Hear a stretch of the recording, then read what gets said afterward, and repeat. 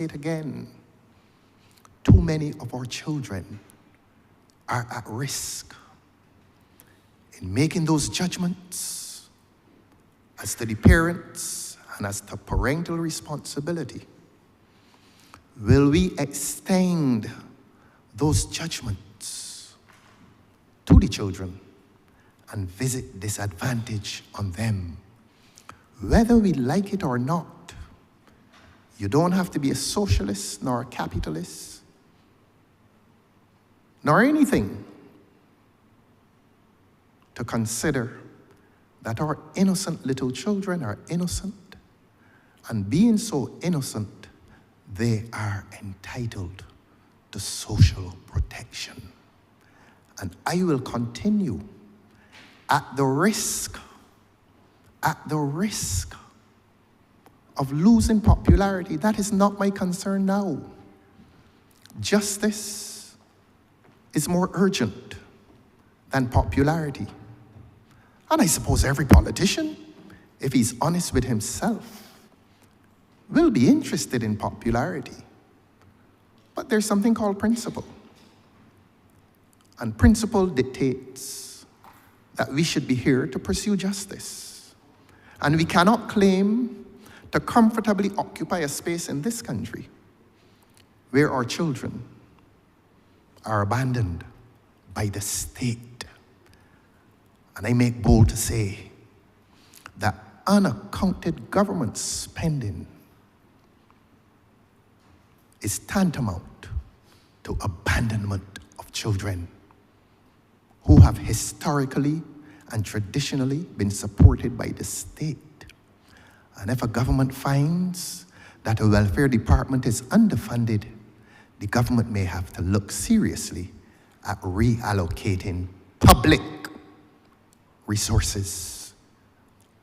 And I raise my voice when I say public because those resources are not private. They are public. They are public. On that, Your Honor, I will leave that topic and promise this government that I will return to it on every occasion that I find it necessary to do so, because we must never in this country get comfortable with injustice. We must never get comfortable with injustice. Let the consciences remain in the state in which they find themselves today and tomorrow. I will revisit this topic at some propitious time in the future. And if the government finds it impossible to give the public of this country an answer within the next 24 hours, within the next week, or within the next month, we shall return to this. This country is due some accounting. I'm obliged to you on that topic, Your Honor. Let me move on to the legislation.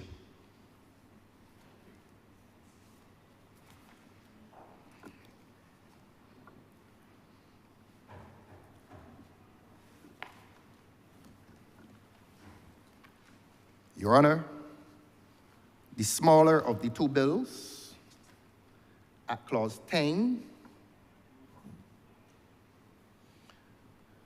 struck me rather curiously. Disorderly behavior in public seafood markets. Permit me to read it, ma'am. A person who, in a public market, behaves in a disorderly manner is guilty of an offense and is liable on summary conviction to a fine of $1,000 or to imprisonment for 1 month. Now, we read that, and without an inquiry in mind,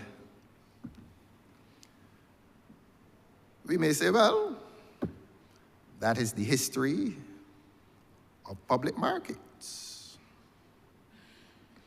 But if we're trying to create a new and sophisticated society, if we're trying to not only create, but to promote a new and sophisticated society and a new and sophisticated fishing environment.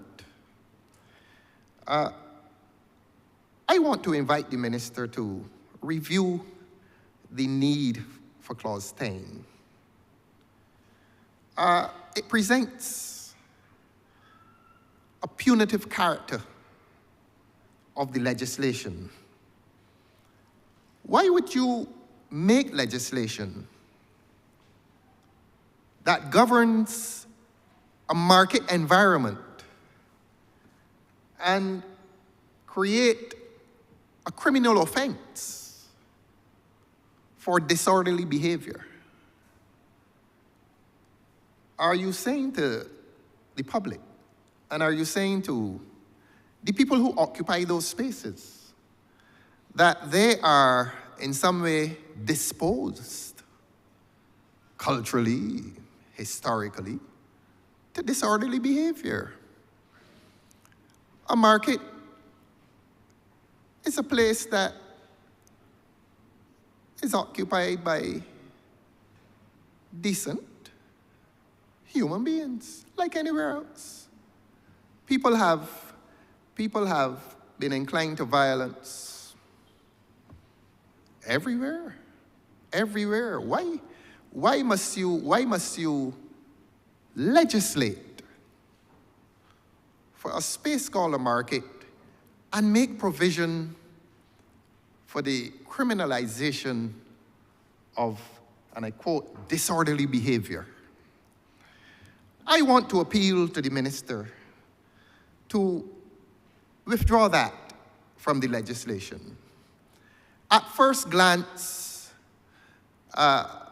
we, and when I say we, I mean the public, and even the people in the market may read it and pass it by. But there's this thing called the subconscious.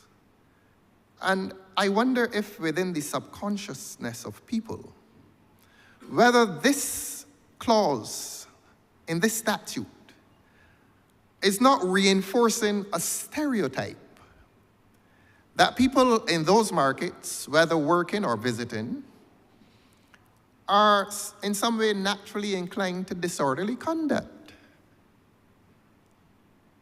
Why say that? If there's disorderly conduct there, I think there's disorderly conduct everywhere. And if you're not going to reinforce that stereotype in other environments, why impose it? And why legislate it in the environment of a market? This, not only do I use the word stereotype, but it is a stigma. This is a legislative stigma that is placed on the occupiers of markets. And I'm begging this minister, this government, to remove that stigma, to remove that stereotype, to remove that provision within the law. But it is written, and it is written, and it is laden with value judgments. It is laden with prejudices. It is laden with stereotypes. And one may ask, where has it come from? It comes from a history of stereotyping of environments, comes from a history of stereotyping the people who occupy those environments. And if one goes to almost any market, you're not going to see this prevalence of disorderly behavior. You see people working very hard. You see some of the fishermen playing dominoes, six mengs, for example. Oystins, another example. I don't go to the Bridgetown one. But there is sometimes no more placid environment than an environment in which fisher folk congregate. And that is not to be patronizing. I think this is a valid defense of the industry. And in the defense of the industry, I am asking the government to remove this clause from within the legislation, which by its very existence stereotypes the people in these spaces as being in some way inclined to disorderly conduct. I will ask the government to consider that amendment before this becomes law, to remove that provision. We all hear the term unconscious bias. And several times we walk through life with these unconscious biases. We look at people and based on several social and physical characteristics, we hold biases. We hold biases about the way people wear their hair, about the way they dress. And sometimes we extend that to an immutable part of their body, and that is the skin. So all these unconscious biases and these prejudices that we hold, sometimes we find that we make legislation and that legislation embraces those unconscious biases, those stereotypes, those prejudices. And I feel comfortable asking this minister, this particular minister, the Honourable Member for Christchurch West Central, to take another look at Clause 10 of the, what I will call the small bill, and to give some serious consideration to excising, removing that clause from within the legislation, that clause that is punitive in its character, that clause that stereotypes, that clause that is laden with value judgments, that clause that is laden with prejudice, to remove it. And that if you don't insert that clause in any other legislation that seeks to regulate any other commercial activity, in 2025, this should not be in legislation dealing with fisher folk. I am sufficiently objective and honest that I am capable of congratulating the government for, in many ways, modernizing the facilities. There's Weston, although it is not perfect. There's Bridgetown, it's not perfect. There's Oystons, it is not perfect. There's work needed to be done in the north. And if and when that work is done, it will not be perfect. But if one pauses honestly, one must sometimes say to the government, look, well done, well done. You have modernized the physical facility. But please, the legislative architecture needs to be modernized. The legislative infrastructure needs to be modernized. And we cannot claim to be passing modern law if we pass that law and include Clause 10. I will close on reading Clause 10 of this legislation so that the public fully understands the point that is being made. This is certainly not 2025 legislation. Permit me to read it, ma'am. A person who, in a public market, behaves in a disorderly manner is guilty of an offense and is liable on summary conviction to a fine of $1,000 or to imprisonment for 1 month. Again, we ask the question, why has that stipulation, why has that legislative provision been reserved for markets? I need not restate the point. Does this section, does this clause come laden with those value judgments, with those stereotypes, with those prejudices? Since disorderly behavior is rampant in this country, but you reserve the legislative condemnation for the market. And it is not fair to persons who occupy those spaces. It is certainly not fair. If something happens... Madam Deputy Speaker, I raise a point of order. The honourable member is misleading this chamber. I gave him sufficient rope to try to reel himself back in, but he persisted in trying to draw it out to the baller. Prejudice would ensue if a bill was designed to capture one set of people and not others.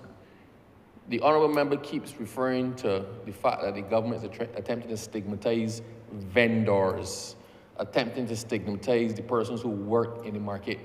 It does not say, the bill does not say people who work in the market and commit this act shall. It does not say vendors who work in the market and commit this act shall. It says a person, any person, the customer, the vagrant off the street, the man who runs in to cause mayhem or trouble. It may be a personal thing. This act is there to protect all persons who use the market, not just the vendors, not just the fisher folk, not just the boat owners. Anybody who steps foot in the market has to conduct themselves in a certain manner. This is not an anomaly. This is a law relating to markets. So at the point when we're dealing with markets, we put everything inside that piece of legislation that can govern any behavior happening in markets.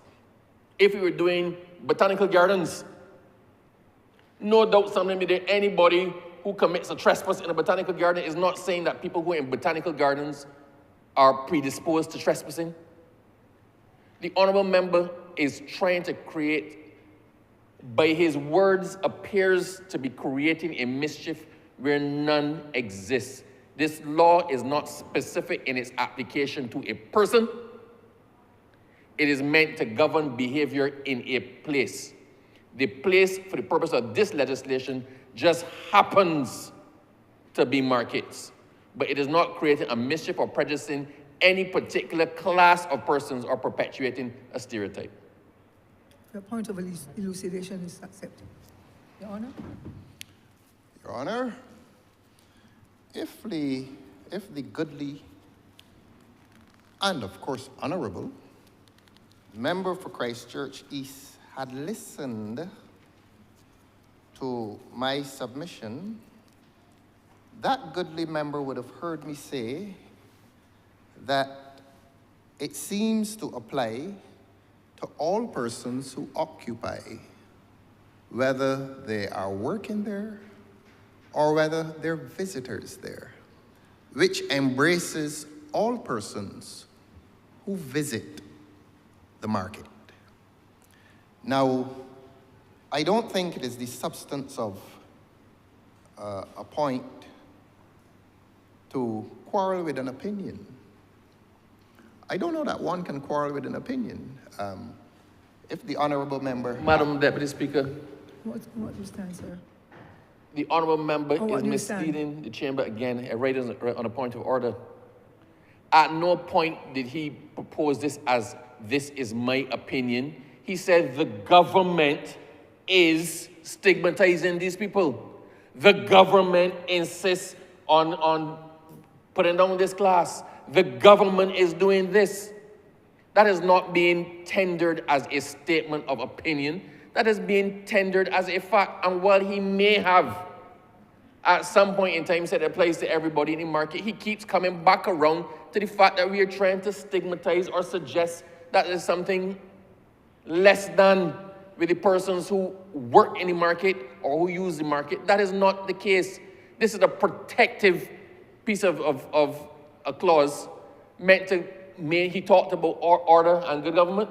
This is meant to maintain order in the market for everyone. This will end up protecting some of the same people he appears to be agitating on behalf of.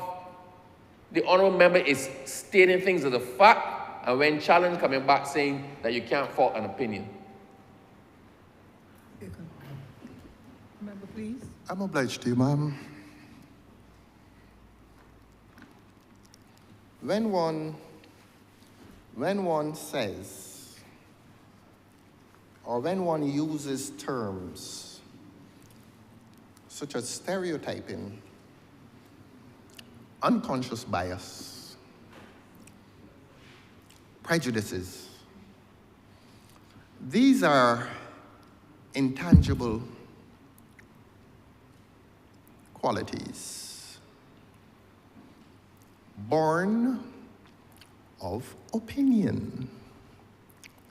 When you say that someone is stereotyping, that is not something physical that you touch. It is an opinion based on a substratum of fact. And the substratum of fact to which I referred was the historical image and reputation of these environments. And what I was submitting for those who understood was that in a modern Barbados, certainly in 2025, you did not wish to continue to stereotype opinion expressed. Because a stereotype is a judgment, and a judgment is an opinion. And you don't quarrel with a man's opinion. That is his opinion. And my opinion of the legislation based on that historical substratum of fact was and continues to be that it was a stereotype if we persisted with it in 2025. And all I was doing was asking a good government, a good one, to remove the legislation if it appeared to be perpetuating a stereotype. A stereotype. That is what one is asking the government to do. Now, I am quite capable, without being immodest, of engaging the member as to the judgments, as to the opinions, as to the stereotypes, as to the concept of unconscious bias and prejudice. I'm quite capable of that. But to be honest, I do not wish to do that with the honourable member. Today I do not wish to contend on respective opinions. I don't wish to do that, except that one must now acknowledge and accept that we are discussing opinions. And if I opine that legislation is capable of stereotyping, that is an opinion. Please, ma'am, do not allow a quarrel to emerge from the expression of an opinion. It is my opinion. And if the government is so gracious, all I'm doing, I can't force the government to accept my opinion.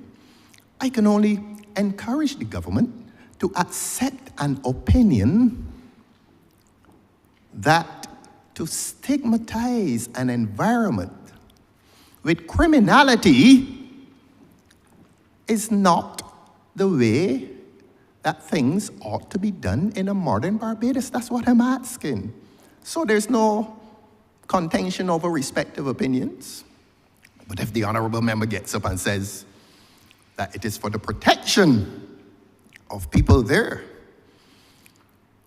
is the honourable member understanding for a minute that he is reinforcing the very point that I am making? That he is saying we pass this to create order in those places. And my response, where's the disorder? Where's the disorder that is there that is not in any other environment? So that the honorable member quite unwittingly reinforces the point I'm making as the stereotypes. He gets up, the honorable member gets up and says we are trying to protect the people in that environment from what? From a view, from an opinion, from a judgment that these places naturally incline to disorder. The honorable member is making precisely the point that I am making. The point that I'm making is that these places are not. With respect, Madam Deputy Speaker. What will you speak on, sir? The honorable member, I raise a point of order. Thank you. Order. This chamber is a lawmaking chamber, as the honorable member started off his address today by saying. We cannot use this chamber to corrupt the interpretation of law or the perception of law. The Highways Act contemplates certain offenses committed on a highway. Does that mean, Madam Deputy Speaker, that we're saying all users of the highway are prone to criminality? This act being drafted to govern all behavior in the markets, to cover everything relating to the fish markets, it must contain provisions for order. And if we go to the extent that the government has taken a position, we're not trying to criminalize anybody. Where the offense is one that a civil penalty can suffice, we will go the civil penalty route, like possession, simple possession of marijuana, like vending without a license. So there's nothing saying that anybody who vends in there without a license is now a criminal. We're saying if you behave yourself in a manner that is not acceptable, you commit an offense. This does not trouble or touch or concern any person using the fish market who is going in there to buy fish. To buy the fish, pay the money and get out. Need never worry about this. Any vendor in the fish market who's in there to sell the fish to people and behave themselves in an orderly manner need never worry about this. Any boat owner bringing in the fish to give to the vendor to sell, who plans to just do his business and leave and conduct himself in a professional manner, need never worry about this. This is meant for the situation where somebody, anybody, steps out of line. And that behavior then, Madam Chair, is a criminal offense. The honorable member has been a lawyer for at least 30 years, 35, maybe 40, I don't know. I don't want to date him, maybe even 50. Right? He knows fully well how laws are drafted and what goes into laws. And the laws that create criminal offenses are not meant to stigmatize the class of persons who may be contemplated by the law. It stigmatizes the class of persons who commit the offense. Point is taken. Honourable member, here. I'm much obliged to you, Please ma'am. move on. Yes. Beg your pardon, ma'am? Let us please go forward. Yes, let us go forward. Let us go forward. Let us go forward with the acknowledgement that the honourable member will sometime tonight discover how close his friendships are, because somebody will take him and explain to him what I was saying, and they will also explain to him, more importantly, what he is saying, what the honourable member is saying. A good friend, he needs a good friend tonight to explain to him that he is reinforcing the point that I was making, but he will test his friendships tonight. May I proceed, ma'am? I'm going to need that too. Beg your pardon, I ma'am? will need that kind of explanation too. Because Yes. I'm not a lawyer, I'm a novice. Yes, yes, yes. So let us go forward, please. Whoever are his friends, they will hold him tonight, sit him down, give him something to drink, preferably tea, and tell him, explain to him what he is saying.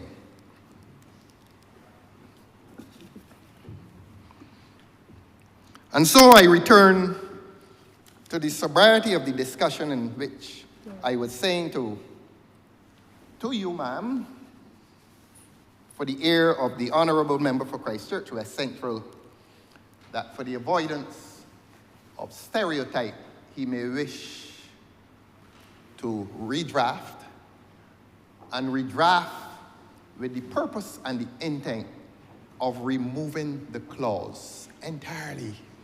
And that if there's some broad principle that is established for the protection of all society,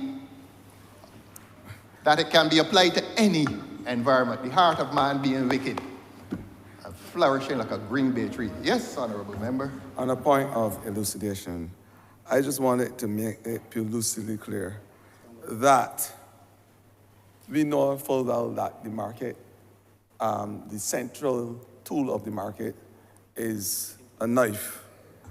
And I'm fully aware that we all understand a knife and sword. Yeah, we are aware of what happens in the market. They cut fish. But just to let the honourable member for Christchurch South know that the fish vendors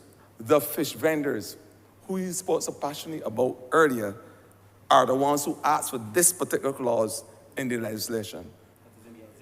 And that is already in the existing legislation. It is in the Markets and Slaughterhouse Act as well, which governs the Ministry of Agriculture. But just to say that the vendors, out of fear of safety, asked for it to be included in this legislation during our stakeholder consultation. So I just want the honourable member to recognize that was a request from the vendors. Thank you, honourable member.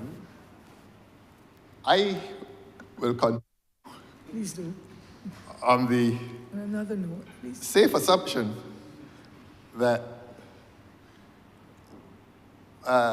people innocently say things and that they may be causing embarrassment to their colleagues who are somewhat more conscious on these matters.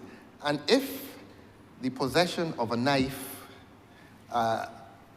creates an environment of criminality and violence, well, you may have to go to all the kitchens, in all the restaurants across Barbados. There are long knives in there. And anywhere that there's a long knife, you may have to go up to NCC and all the people who cut the grass.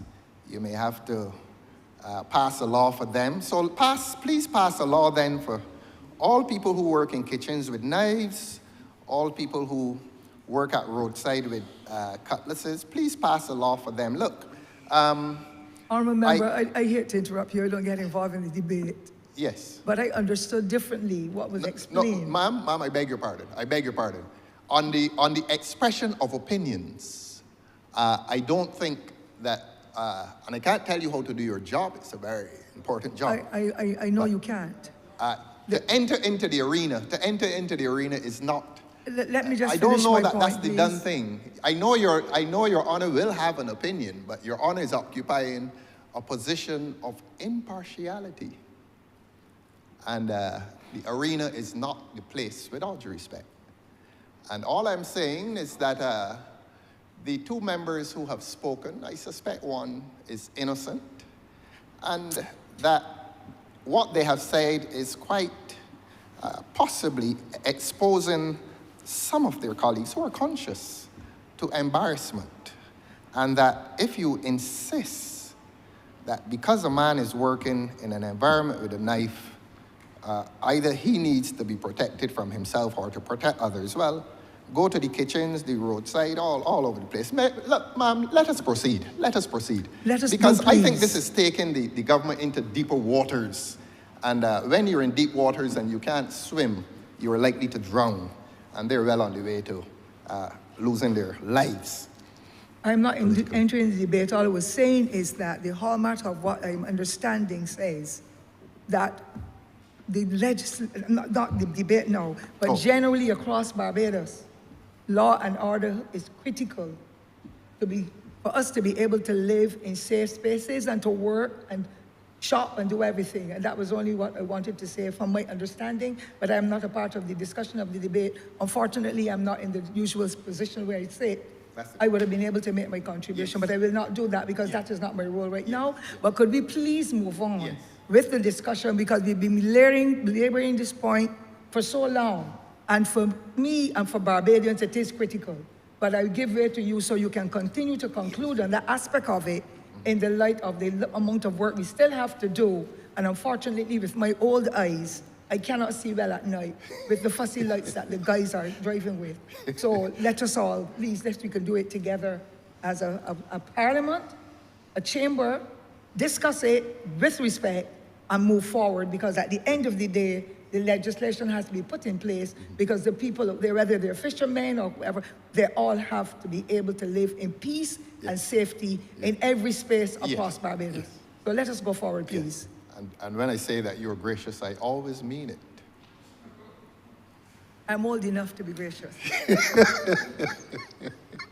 Continue. So that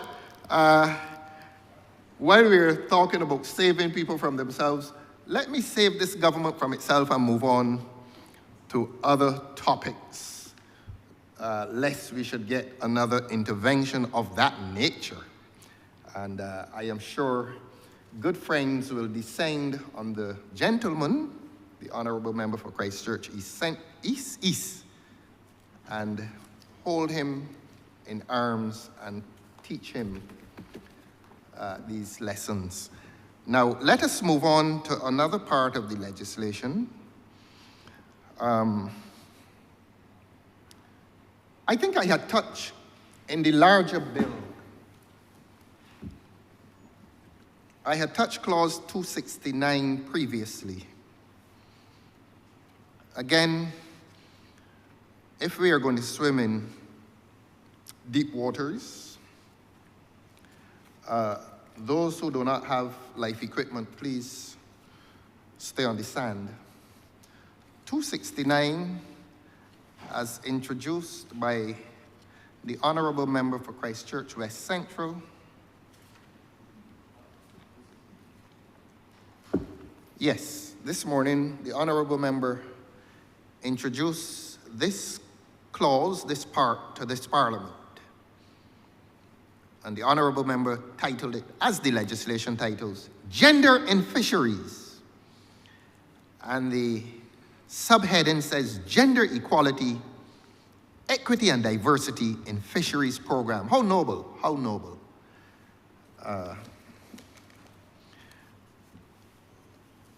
I did make reference to gender inequality this morning. Now here is the government bringing legislation to the Parliament.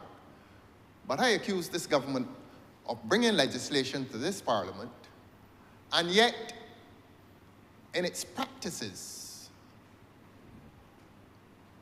defying what the legislation says.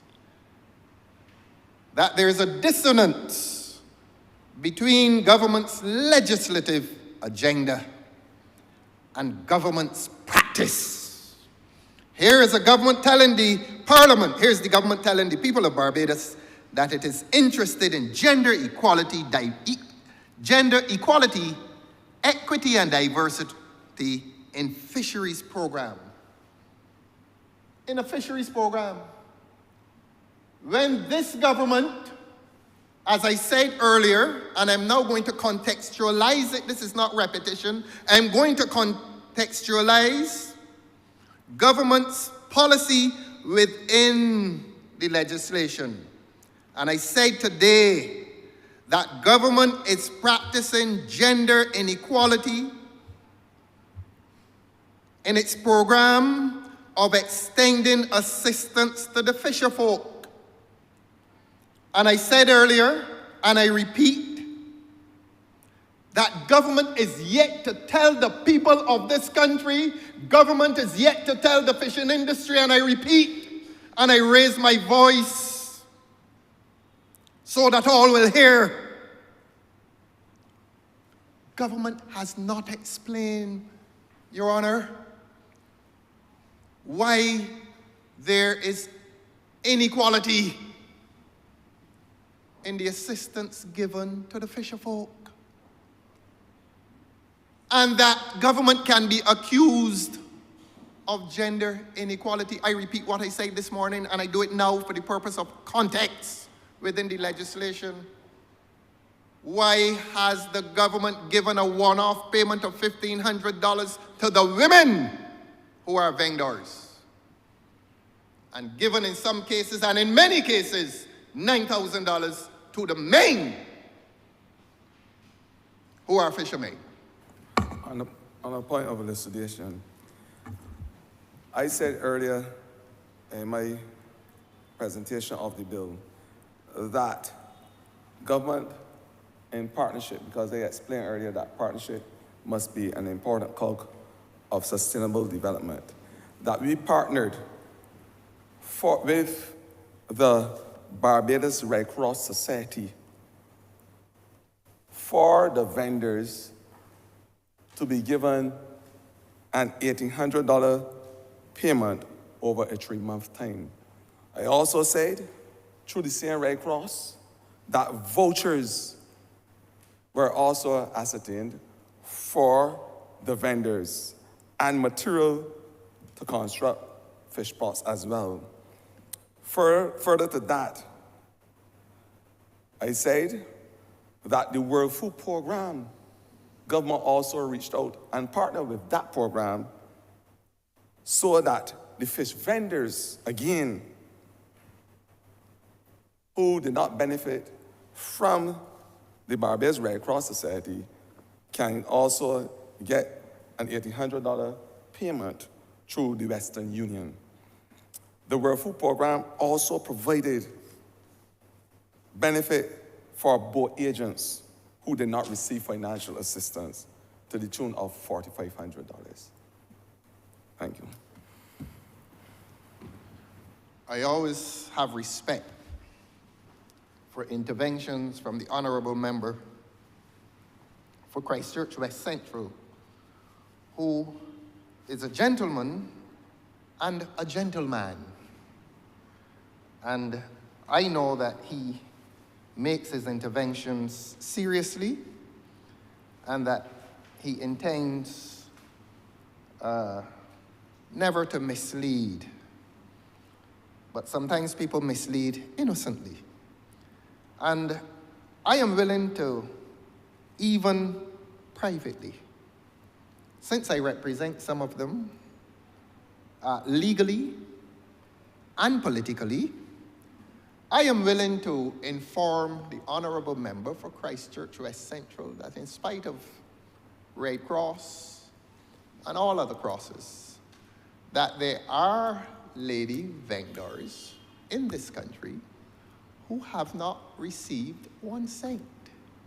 Now, if the Honourable Member is willing so to accept a list that I will give that Honourable Member, I will do so. Although I do also know that the Honourable Member will have access to that information in his Fisheries Division.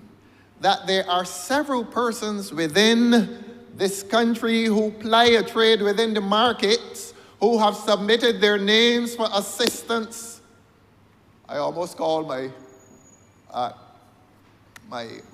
parliamentary colleague's name. But there are persons who have not received 1 cent.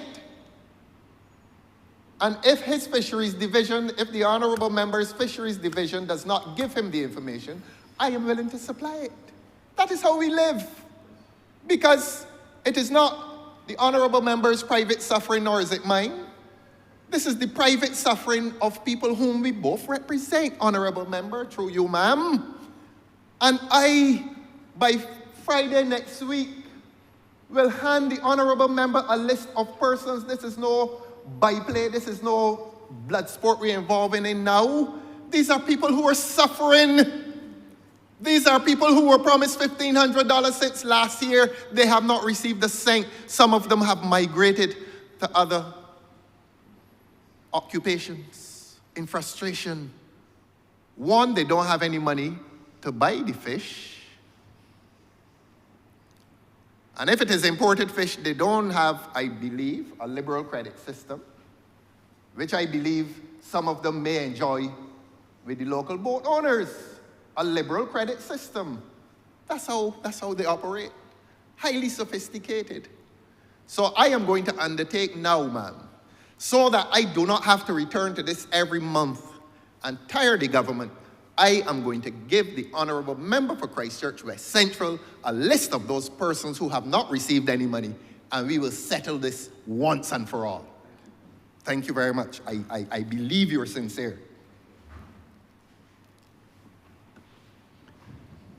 So I was coming back to the question of gender in fisheries. Again, if this debate is to be conducted with maturity, objectivity, honesty, and integrity, I will ask this government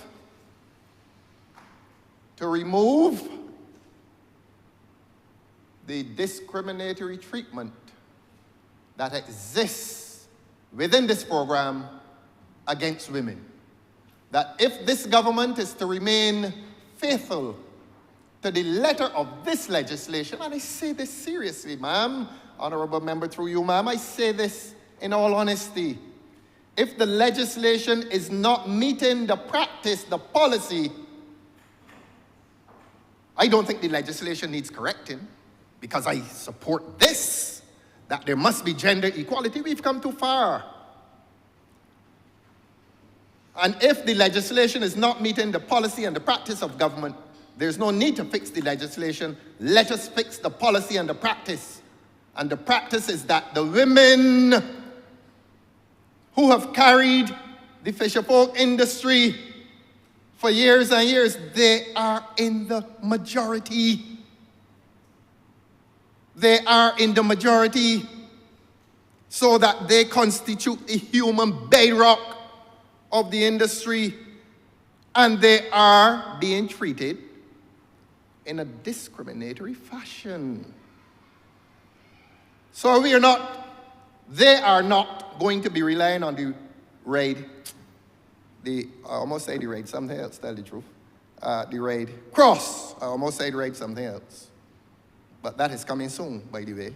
I ain't frightened, I am not afraid.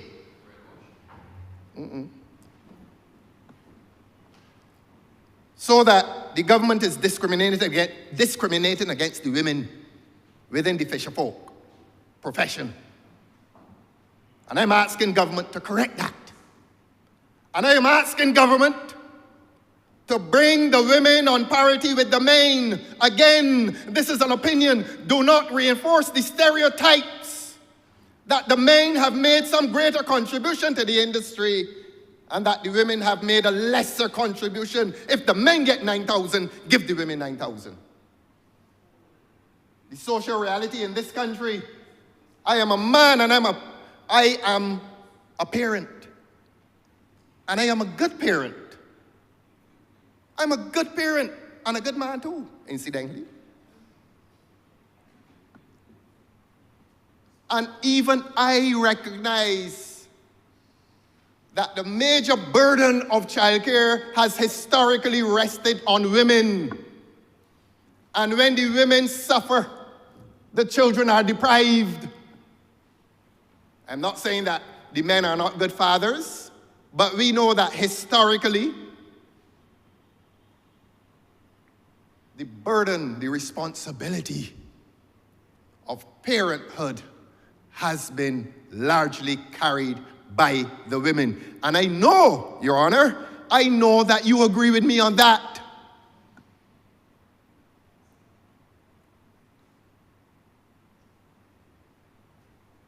When normal service resumes, I'm going to repeat it.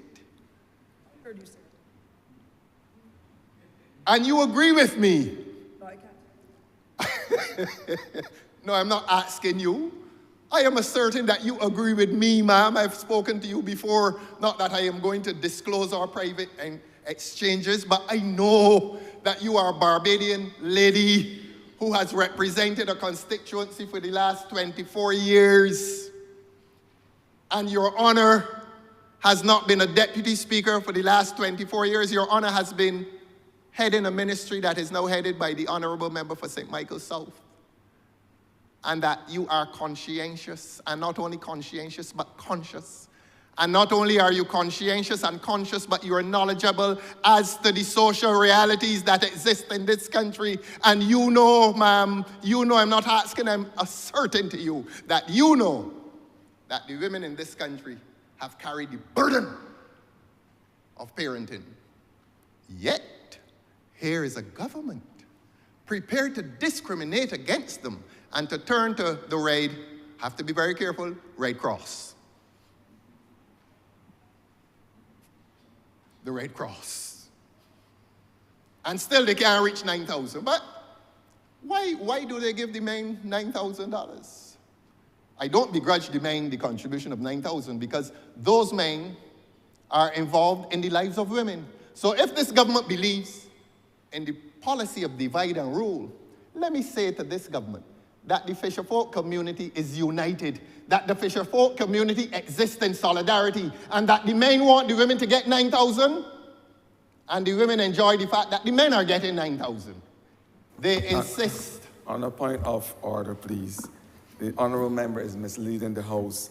I just want to inform all those persons in earshot to recognize that there are women boat owners as well.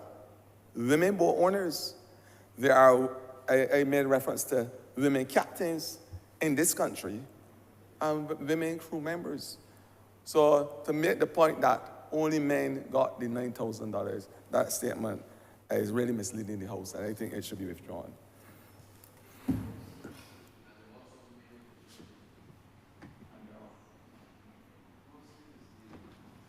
When the tea comes tonight,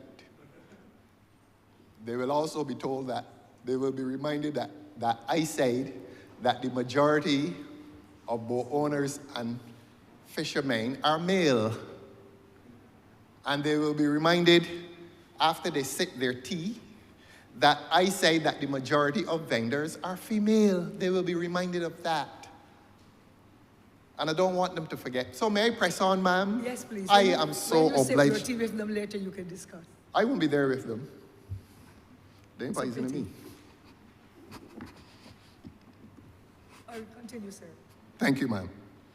So that amidst those protestations from the other side, I still insist that Clause 269 is now in fierce competition against the policy of the government and the practice of the government, and that there is a dissonance between the policy and practice of the government and the letter of the law, which the government has come here today to pass.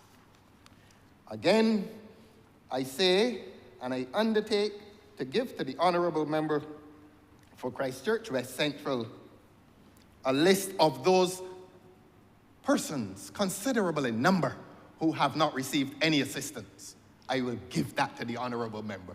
I can even show the honourable member my telephone, the WhatsApp messages that I received in here today while the honourable member was speaking, but that's not properly evidence before court, and it certainly is not evidence in here. All it is the truth. And the truth on my phone from WhatsApp messages is that they were saying that what the honourable member for Christchurch West Central was saying was not in every aspect correct. That's what they were saying. And I am willing to show him the WhatsApp messages as well because I want this matter resolved. It is as if I am representing a client in court. I want it resolved. And I want it resolved not to my political advantage, nor to his political disadvantage, but I want the people to get some money. That is what we want. And he will be happy, the honourable member will be happy, and I will be happy. And perhaps the member for Christchurch East will be unhappy. But this is not a transaction between the two of us. That gentleman, the honourable member for Christchurch West Central, he is my concern right now. I am concerned for his political plight at this point in time. Please get it right, and you will have a political plight that will be all right.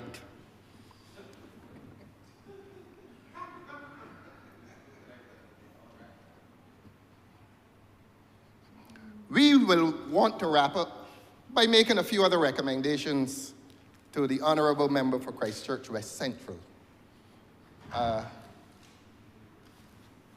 am not sure if the legislation, they have a way of presenting me with the legislation when I walk in here. I am the most overworked man in this country. Overpaid. I have to... Overpaid. Overweight? Overpaid. Yes. I admit that. Look, Mom, That's probably the honorable member for St. Lucie. You heard his phone. You heard his phone, man. And no pun, you were alarmed. Please continue. And he doesn't even know the phone is ringing. Please continue. Look, he got it.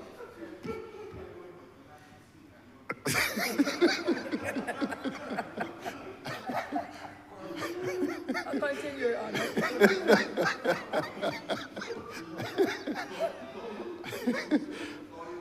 Continue, sir, with the two areas on the order paper we are discussing.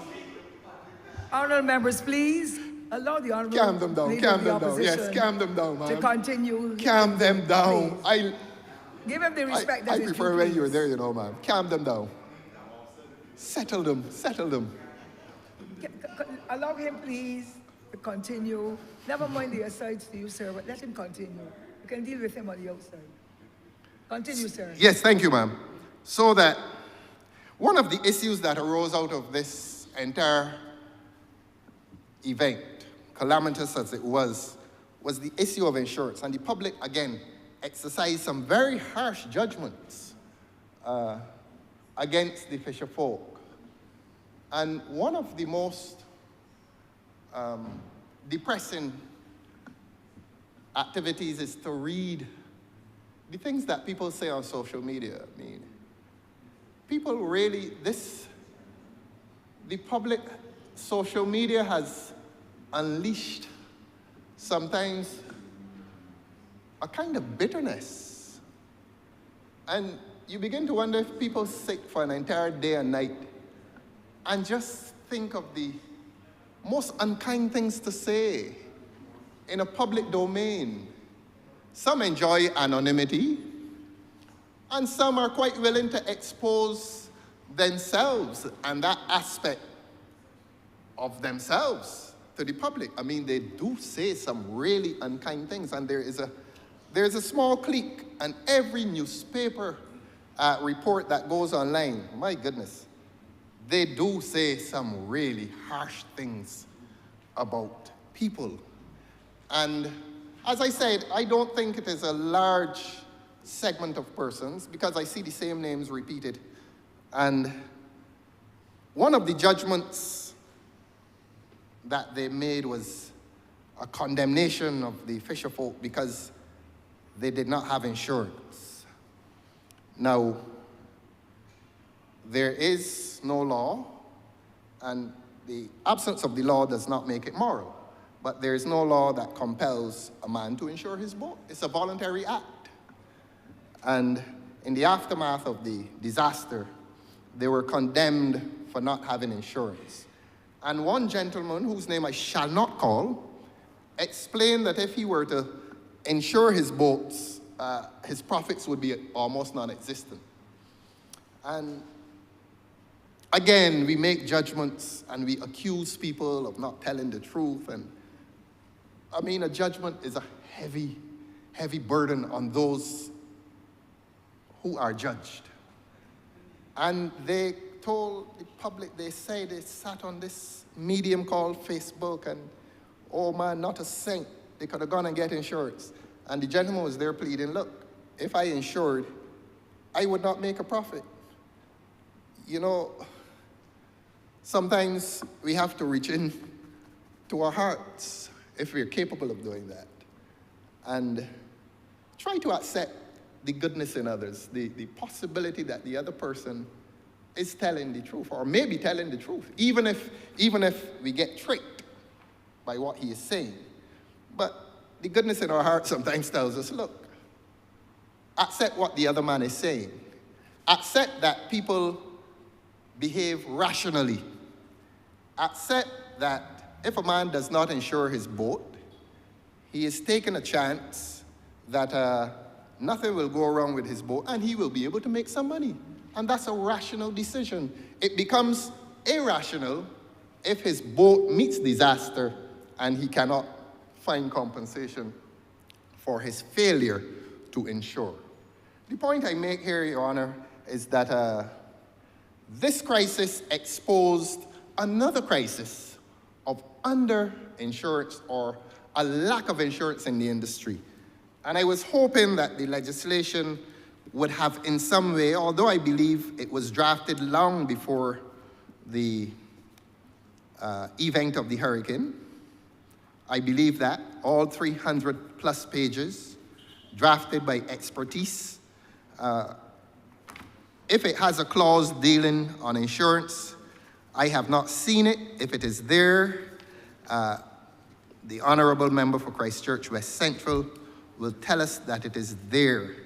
But I don't recall seeing it in the short time they pushed this at me and asked me to listen to the Honourable Member for Christchurch West Central, read the legislation, and respond to noise from elsewhere. So it sometimes is a difficult job to do, but in doing that, I am not averse to hard work. And in doing that job, I would like to encourage the Honourable Member for Christchurch West Central to look at this question of insurance, because it will become an issue. Is there? Oh, thank you very much. And within that scheme of insurance, it is not compulsory though. Within that scheme of insurance to, beg your pardon? Oh, within that scheme of insurance to ask the government to exercise some moral suasion, and to not only exercise moral suasion, but to incentivize it. And moral suasion would involve and include the act of bringing the fisher folk in, and not the fisher folk generally, but the boat owners in. They normally talk about education. Educate people. Yes, sometimes you do need to educate people. And you bring in the stakeholders. I'm using the terms now that have become so fashionable around here. You bring in all the stakeholders, and those stakeholders would be the boat owners, the government officials, and the members of the insurance companies. That is why a government is there. A government regulates relations between commercial partners. And sometimes the government is called upon to incentivize. As the government, as we know, the government incentivizes in all the other industries, agriculture, tourism. There are always concessions and tax breaks given to other people. My paper earlier said that we have over 1,100 vessels, 1,300, about 1,100 and something vessels that do not collide with each other at all. You can have an entire life without a vessel colliding. You hardly ever hear of the sinking of a vessel. So that one would want to suggest, and a good government would want to suggest, that it is a risk of low cost, that an insurance company could still make money if morally swayed by the government to insure the people's boats, and insure the people's boats not to their disadvantage, not to cause them not to make any profits, but ultimately to protect them. That is how good governments function. Moral suasion. Central banks do it in relation to the commercial banking system, and these are powerful people. Moral suasion is a technique in bringing people to act reasonably. And so, whatever the legislation says, I am sure the Honourable Member for Christchurch West Central, if he is not, if this portfolio is not transferred from him soon, because it used to be further south, and it has now migrated down the bench. I see the Honourable Member for St. James South waving her finger, and she's probably waiting for a piece of fisheries as well at some point in time. So that, who knows by the middle of the year who will have this portfolio. So whoever has this portfolio by the middle of the year, please consider the act of moral suasion in a tripartite meeting between the government officials, the insurance companies, and the boat owners, and do not exclude the National Union of Fisher Folk Associations. I think that's the name. Do not exclude the National Union, the National Fisher Folk Union. I don't remember the name, but please include that union in the discussions. The point we were making as an amateur's intervention was that the number of boats against the prospect and the possibility of incidents means that you're not going to have an incident every day. You have a motor vehicle accident every day, sometimes every minute of the day. That doesn't happen in the boating industry. So I want to encourage the Honourable Member for Christchurch West Central to become a hero. This could be his finest hour. He could be the one emerging from these discussions and pushing open the doors and boasting to the public, look, I found a solution. Of course, the arrangement in which he finds himself, he would have done the hard work, but they're not going to give him the credit. I know what I'm speaking about. He will not get the credit, but I am telling him today through you, ma'am, go and do this. And when you've done it, get to the media first. Do not let them pull you back. Get to the media first. One person cannot take all of the credit for your work. A word to the wise. A word to the wise. His colleagues laugh in approval of the advice that I have given to him. They now have to sneak out and get credit. And you will recall that the honorable member began his speech by saying it started with the vision of the honorable member for St. Michael Northeast. Let this end with your vision. I'm not even going to take credit. The credit should be yours. Let this end with the vision of the honorable member for Christchurch West Central. You will be the hero for having established a scheme of insurance so that when the next hurricane comes, the boat owners in this country can feel protected. My advice, Your Honor, has had some worth, some value. Because when this incident occurred, and after it occurred, I told the government those boats should not have been bundled up in that close harbor. And I told them go down by Baiko and put the boats out there. I told them go to Dickens Road and put the boats out there. You know, I drove by there today. Ma'am, where do you think the boats are? Little old me. The boats are out there, Honourable Member for Christchurch East. They're out there. They're out there. The government took my advice. And when you leave here, I want you to drive past Sheffet on Harbour Road and see the boats down there where and I'm not being immodest here, I told the government to put them down there. So, Honourable Member for Christchurch West Central, we'll hear through you, ma'am, that the government has been listening to me. The government has been listening to me. And they pilloried me for saying that the boats ought to have been on dry land as opposed to being in a water-driven environment to crash against each other and destroy. Up to now, some of them still at the bottom of the harbor. Now, after my advice, they have put them on dry land down by Baiko, where I say to put them. I'm no genius. I'm no nuclear scientist. I just got a little common sense.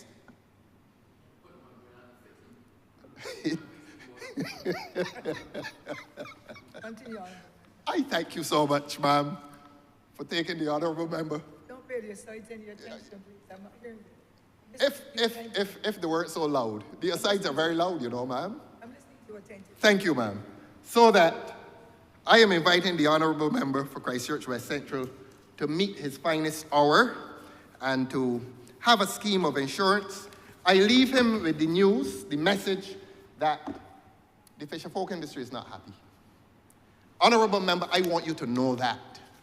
The fisher folk community is not happy. Don't accept my word for it. Go to the markets of this country and discover what I've told you. They are not happy. I don't know if this government can retrieve its position of good favor with the fisher folk community. I don't know if it has gone permanently. But in spite of a good speech, you know, the honourable member did a good speech today. All of his technocrats, I'm sure, were very happy with him. And he started off to great applause in the style of the branch meeting. And then he became very sober and, as he ought to have done, went through the legislation, and that was admirable. I really respected that. But after that, the government's favorable rating has not been retrieved. And I am inviting him to find a way to retrieve it, not only by accepting my advice and putting the boats on dry land, but in revisiting those hapless persons, he being a happy legislator. The happy legislator must now go to the hapless boat people, fisherfolk people, and find that they are unhappy, discover the source of their unhappiness, discover that divide and rule is not a proper modern policy in a new republic,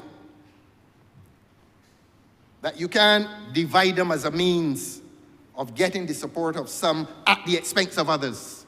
Because I want to visit the honorable member with the news today that the unhappiness of some has resulted in the unhappiness of all. I say that to the honorable member in all seriousness. He has a chance, the honorable member has a chance to leave here today and to visit a market. If he's afraid, I'll go with him. I will go with him.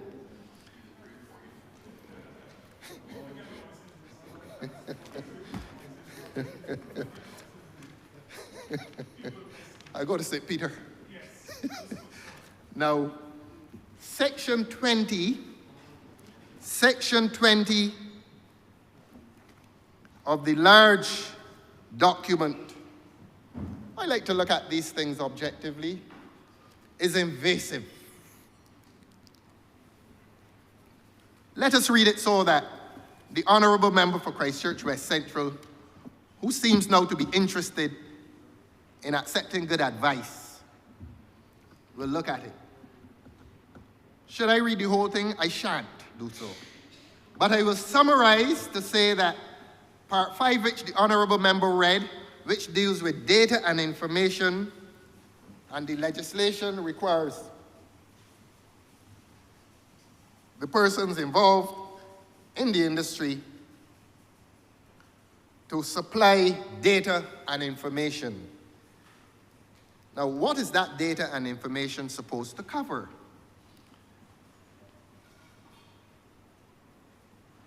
The data and information, well, it says, of course, any person engaged in fishing or in fishing-related activities who engages in overseas trade in fish and fish products or processes, cultures, or sells fish or fish products. Obviously, you don't come here and question everything because you can, but the government always wants to ensure safety because you're dealing with food and you don't want your food reaching the table in a state which can make people ill or even kill them. So one can understand government's need and the requirement that a responsible government should monitor all these activities.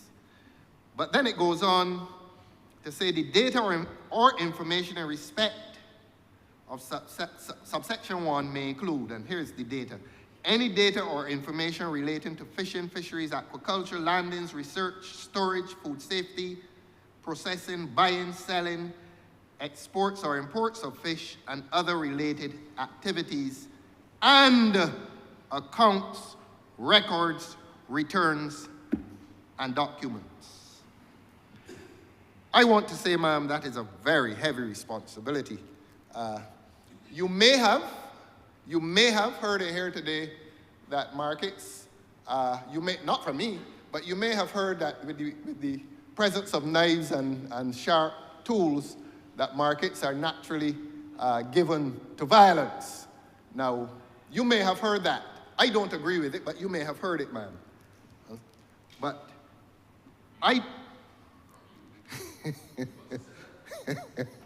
he doesn't need that meeting tonight. He's now coming to a Christian understanding. With a little education, he has relieved himself of those prejudices, of that unconscious bias, of those stereotypes, and he is now reversing, he is now withdrawing. Who's the he, sir? On the fisherman you referred to? He, H-E. Are you referring to another member of this chamber? Or something? He. Just accept he, ma'am. I am the one I am the one who's speaking.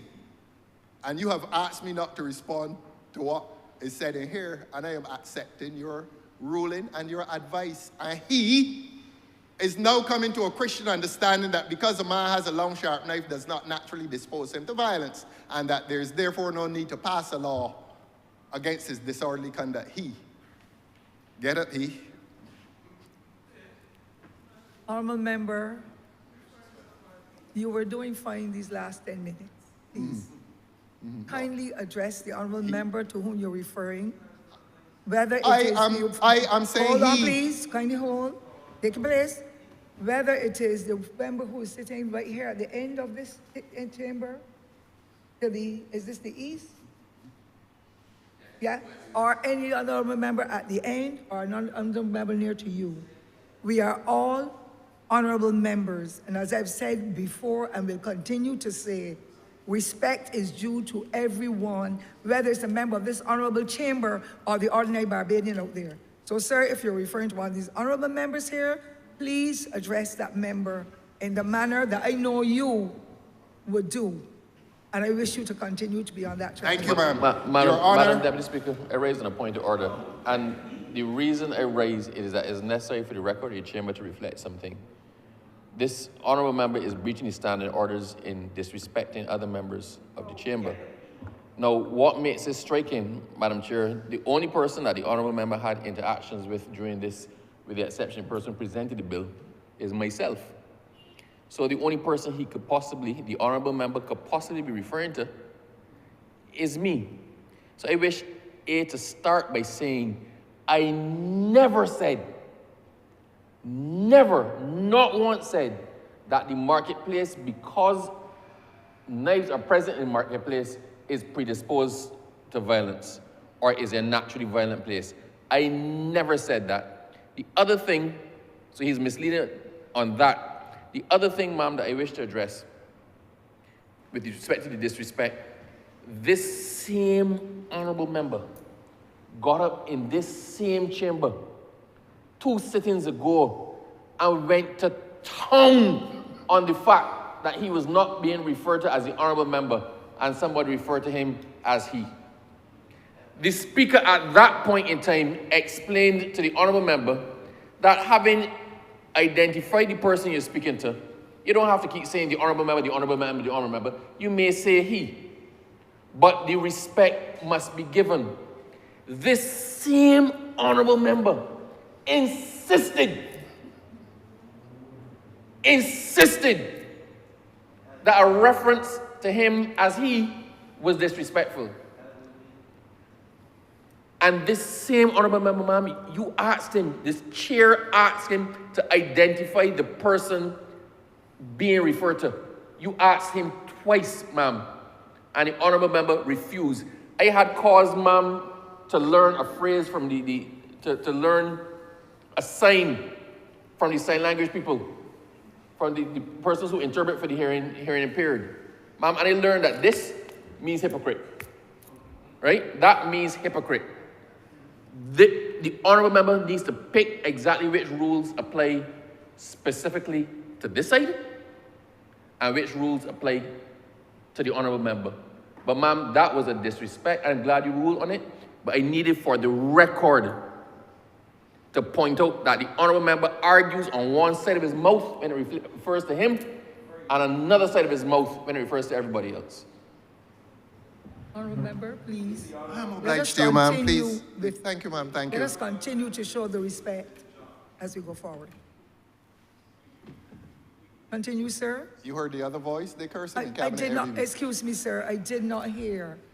I did not hear. That's not the only curse you're getting. You're getting from your party. Yeah. No, please, let us continue to do it as civilized citizens who have to set the standard for the rest of this country and particularly the young people. Of course. So let us continue on that trajectory, sir. Of course. On either side, we will respect each other. That is what this honourable chamber demands. Yes. And we shall follow as leaders of this country. The eyes are on us. Let us do it right every time. Yes. Thank you, sir. Please continue. I'm going along very calmly. Please continue on that trajectory. Thank you, ma'am. Addressing honourable members in the way we know it is according to the standing orders. I don't know why people feel that they are referred to as he. I don't know. But Honourable Member, we've all been to school. Let us Even press if we on, didn't man. learn the same way and have let's- degrees and let's press on. so we understand. But let us, in let's an press on, amicable let's way press this on. bright Friday afternoon, let press us on. continue to Yes. show the respect across the floor. Yes. Thank you. Yes. That is not difficult for me. So that we were on to, yes, data.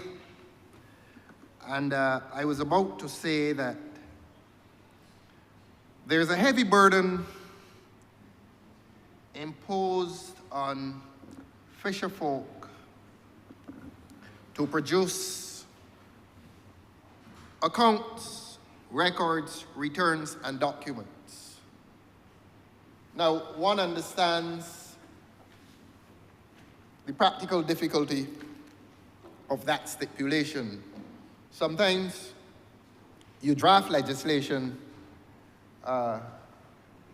while being insulated from the reality. Sometimes you may even lift that legislation. I know how a lot of legislation is drafted. You lift it without regard to the peculiarities of what you seek to legislate upon. And we all know, living in the real world, that we walk up to the fish vendor and we ask for 5 pounds of dolphin, or a quantity of flying fish or red fish, and we know what obtains. The person who is cutting, and as we say in the shops, dispatching, is the same person who is transacting the money. And I'm not aware that I have ever seen any fish vendor acting in compliance with what this legislation now requires, that he or she, in the majority of cases, she, will be required to produce accounts, records, returns, and documents. Now, one tries to be fair even to a government that is misguided. And one will want to urge a misguided government to, if it requires those records at all, to do so at the stage where they may be doing the wholesale transaction. That is to say, the boat comes in and the wholesale transaction would be where you purchase the quantity of fish for further resale. The vendor retails, the boat owner wholesales. And if the government is going to be pushed at all to insist on this stipulation, let it be at a stage where it is practically more feasible, rather than to ask every fish vendor at the point of sale to pause, write up a receipt, and do all that this legislation says should be done. Maybe the draftsman himself has been insulated from the realities of the fish markets and fish market transactions. It doesn't happen like that. And so that is another example. That is yet another example of a dissonance between legislative intent and practical experience. I'm not going to accuse somebody of not knowing what goes on in the market, but this certainly does not happen in the markets. And to impose it is a rather heavy imposition. Those are not the only examples of this legislation finding itself in disagreement with practice, but it is voluminous. It is rather voluminous. I can turn to just about every other page and offer the criticism that I promised earlier this morning, but I'm not going to burden you with excessive criticism. I'm not going to burden you even with a prolix presentation. What I will do, I will close, ma'am, by saying to you that there's much in this legislation that requires amendment. I am going to ask the government to return and amend, and particularly to amend that section to which I referred, that section that troubled certain parties, and I can understand why it troubled those parties. That clause 10, and I insist that clause 10 is dangerous. It really is dangerous. And as was heard, I wouldn't say where, as was heard, people who work around knives need to be controlled. And that is the essence of what has been said. If you work with a knife, you try and control yourself. If I can't control you, I will pass a law to control you. This is modern Barbados. This is Madam Deputy Speaker, seeing that we are at this, the honourable member is misleading the chamber again. Nowhere was it said that persons with knives need to be controlled.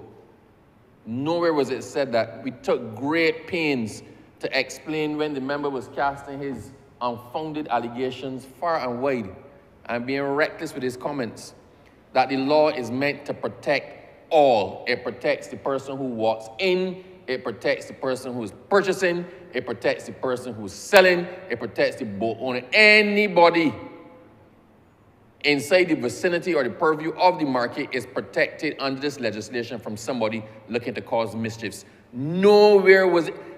Perhaps, Madam Speaker, Deputy Speaker, the only thing I can be left to assume or come to the conclusion of is that the honourable member is actually projecting his own opinion of the fisher folk on the government of Barbados.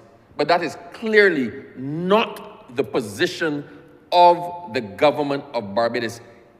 The honourable member keeps going back there. Maybe he has some other axe to grind or some other point to prove.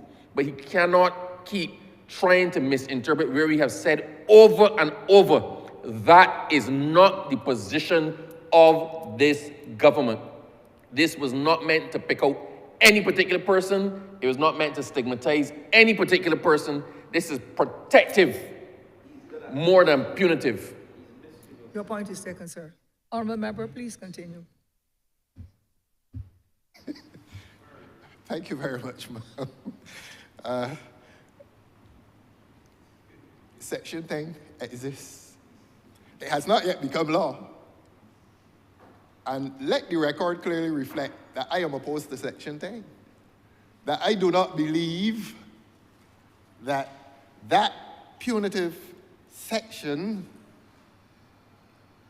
or the punitive character of that section should exist within this legislation.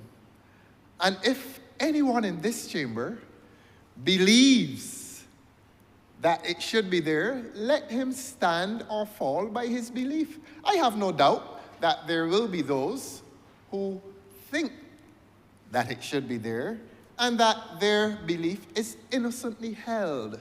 That it is quite possible that there are some persons who never thought of it, but that when those conscious and conscientious and intelligent persons think of it, they'll say yes. Why should we stereotype that area of human activity without having stereotyped any other area of human commercial activity? Why do we go to the fish market? And when they think about it, they will say, you know, the gentleman has a point. The gentleman has said,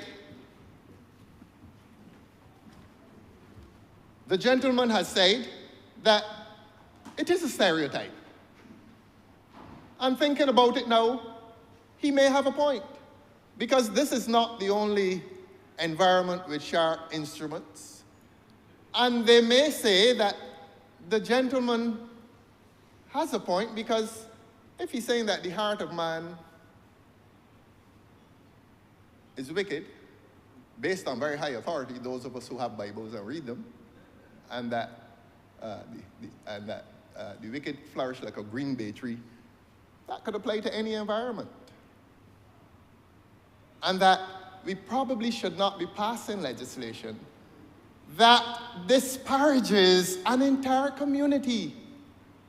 And when they think of it, they may well agree. So that for the protection of the government and for the protection of one's own personal image, I would like to strongly recommend that any further argumentation should cease, because the point is made. The point is made, and well made, speaking as modestly as I can do, that it stereotypes, it imposes a certain stigma against certain people. And even they, I heard the Honourable Member for Christchurch West Central say that they wanted it. That community is not the only community exposed to violence from outsiders. There are several communities that are exposed to violence from outsiders, but we come back to the point. And I'm sorry we had to come back here, because I thought it was settled by quiet acceptance from those who strongly believe that Section 10 must be kept. There are those who will strongly believe that Section 10 will be kept. I will ask them to have a quiet word, not only with themselves, but with the minister, and perhaps even the Lord, and to concede and accept that it is really not necessary. It is not necessary, in spite of what the Honourable Member for Christchurch West Central said about the people wanting it. The largest sin is that it disparages an entire community. And as I've said before, and permit me to repeat this, ma'am, I have myself never seen any act of violence in a market. I suppose there have been acts of violence committed in markets. If you want to see violence, I could take you to a lot of streets in Barbados now. But this legislation is telling the people who work and visit markets that there's violence lurking just beneath the surface, and unless we pass a law to protect and to prevent, that violence will erupt from underneath that thin veneer. Madam Deputy Speaker, I don't know. What do you stand, sir? The Honourable Member is once again... Point of order. Honourable Member is misleading the Chamber again. Madam Deputy Speaker, no statement was made. The only person who is suggesting or keeps hammering the point that the market is a place with an undercurrent of violence bubbling below the surface, getting ready, in his own words, to erupt, is the Honourable Member for Christchurch South. Ma'am, since the 13th of September 1958 was the commencement of the Market and Slaughterhouses Act. Since then, the exact same provision has been in the legislation. Since 1958. I can't even do the mathematics to tell you how long that was. So, madam, this passed through every government Barbados since independence. Every government that ever was in Barbados has operated under this. Every market there ever was in Barbados has operated under this. Every fish market that exists right now has operated under this. It is not that the government is sticking in something that was not there before. And when you're doing law revision, the Honourable CPC is here as well. You have to have a reason for taking out clause or omitting things. If something is there to protect, you don't pull it out willy-nilly unless there's a good reason for it. Obviously, the Honourable Member has never read the Market and Slaughterhouses Act. Obviously, he has no idea of the legislation governing markets in Barbados. Ma'am, this government has not put it in. There can be no imputation of anything on the part of this government to stigmatize, look down on, frown, bracket a certain segment of our community. The fact remains by this. The Honourable Member has said we've given over $7 million in assistance. All the markets have been upgraded. We're trying to repair the breakwaters. We're repairing the port. Everybody, we try to assist, the government tried to assist post-Elsa and this disaster.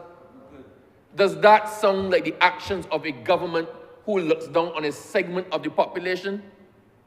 The only person, and I want this for the record, the only person who is spewing this garbage is the honorable member for Christchurch South. Having said that, what he does from here on now, I will not object again. What he does from here on now can only be construed as him trying to drive his opinion of the people he is speaking about, who he's supposed to be representing. Honourable member. Thank you, ma'am. Honourable Leader of the Opposition. 3 words. I love you. You. No. You. No. You're eminently lovable. But the 3 words, extrication by distortion. Let the honourable member for Christchurch East attempt to extricate himself from a difficult position by distorting. And what that honourable member will hear for the umpteenth time is that support of Section 10 is support for a stereotype. And that anybody who is opposed to this stereotype will gently ask to have it removed. So that is that. Yes.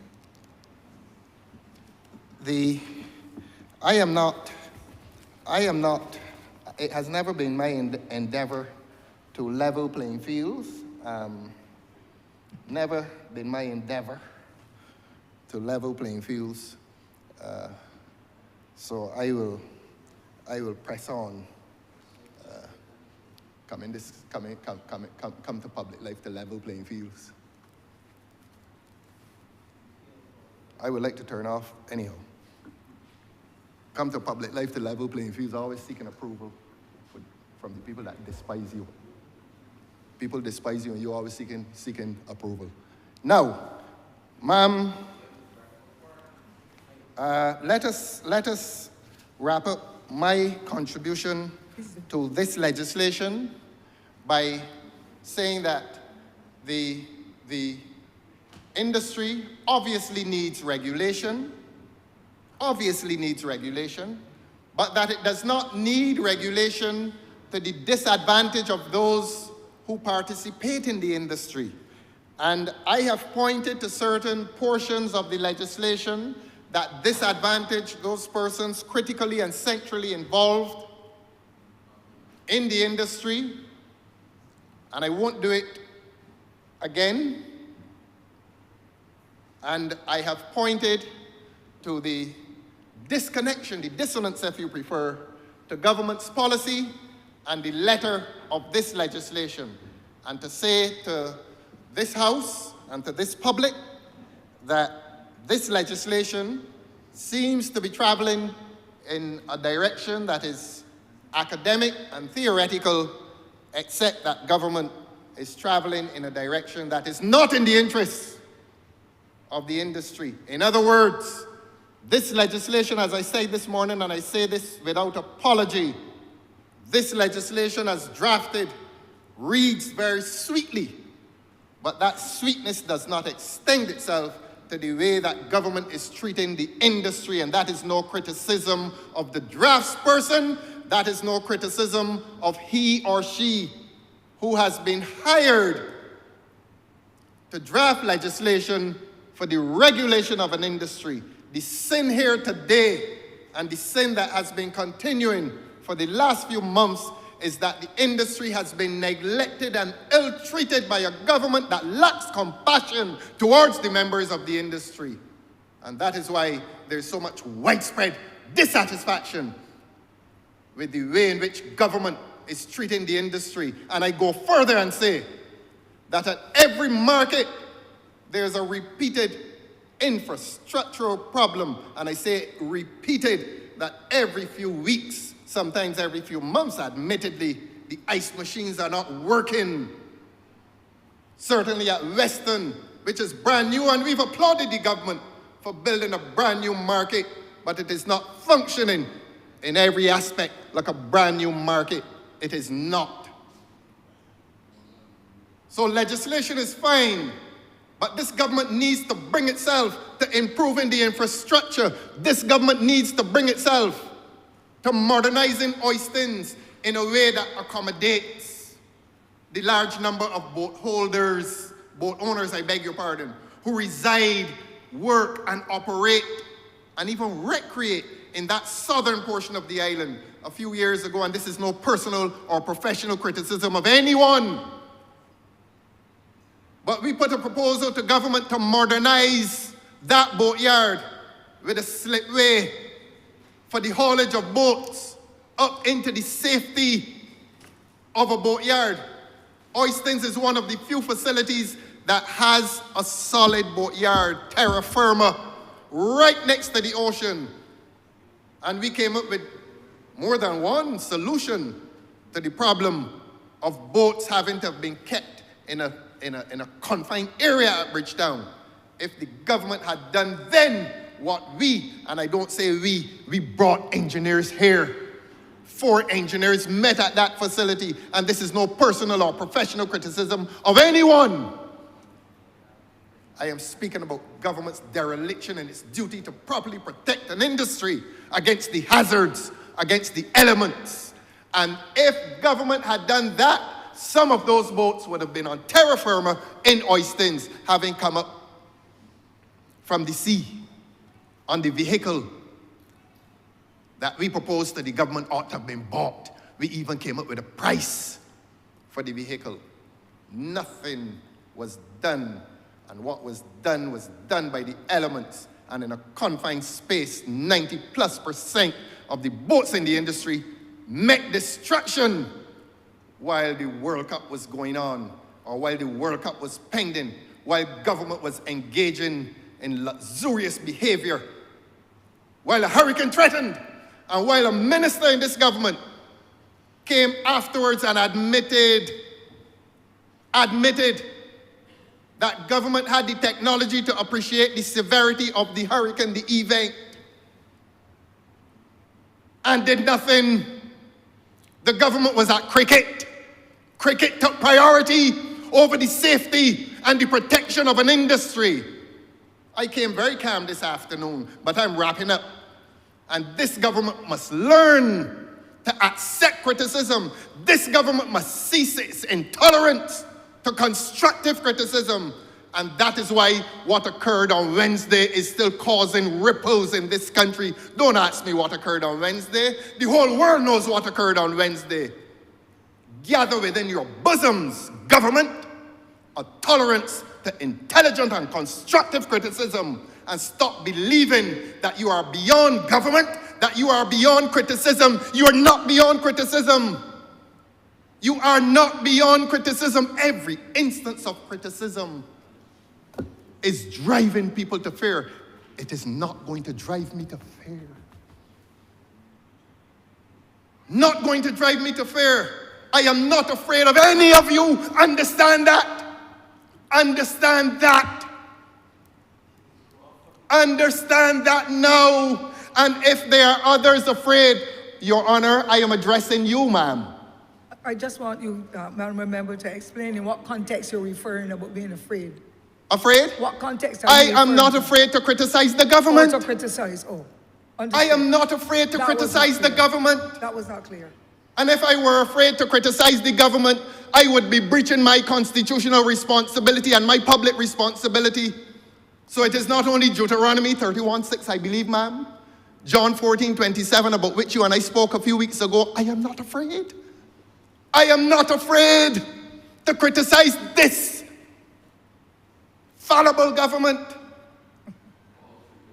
So that if Wednesday, if 48 hours ago, troubles the bosom of this government, look for some more trouble, government. Look for some more trouble in the camp. Look for some more. And stop coming in to public office with the arrogance that you are not subject to criticism. The government is subject to criticism. Who does this government think it is? And when criticism is due, it will be heard. And if it is not heard on a Wednesday, it will be heard on a Tuesday. And if things are scheduled for Friday, it will be heard on Fridays. And so when I stand in this position and have to endure insult, abuse, asides, loud, silent, I will endure it. But it will not deter me, because the public is watching. The public is looking on at a government that is intolerant to criticism, and the public is judging. Understand that, government. Understand that. And the occasional smile, don't be misled by it. Don't be misled by it. I know how to smile and when to smile. But I know how the public feels. And I know that the public is not happy. And we are on fishing legislation, and I know that the fishing community is not happy. And I know that the fishing community is not happy by this government's practice and present practice of trying to divide and rule the industry by rewarding some, compensating some, and excluding the others. It is wrong. It is politically and morally wrong. And it must come to an end. And whoever feels badly about it, let them feel badly. This government is not behaving like a good government. Your Honor, I'm obliged to you. Honourable Member for St. Michael South. Thank you very much, Madam Deputy Speaker. I must thank the Honourable Leader of the Opposition. I have had my entire life an appreciation for theatre. And this position has prevented me from attending many community-based programs where I had the opportunity to enjoy good community-based theatre, and I've missed it.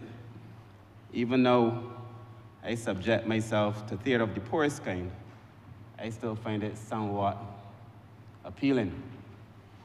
I must also say, Madam Deputy Speaker, as I listened to the Honourable Leader of the Opposition, I heard him lament about being the busiest man. And while, again, I am a man who is inclined to be sympathetic for most things, it is difficult to feel such sympathy when a man has, or the Honourable Member in this particular instance, has done all in his power to be in the position that he now holds, and laments the responsibility that comes with it.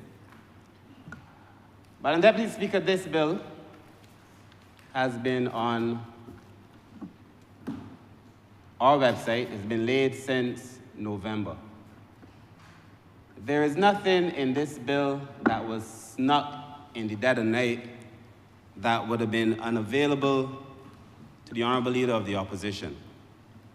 Yet, after about 3 hours plus,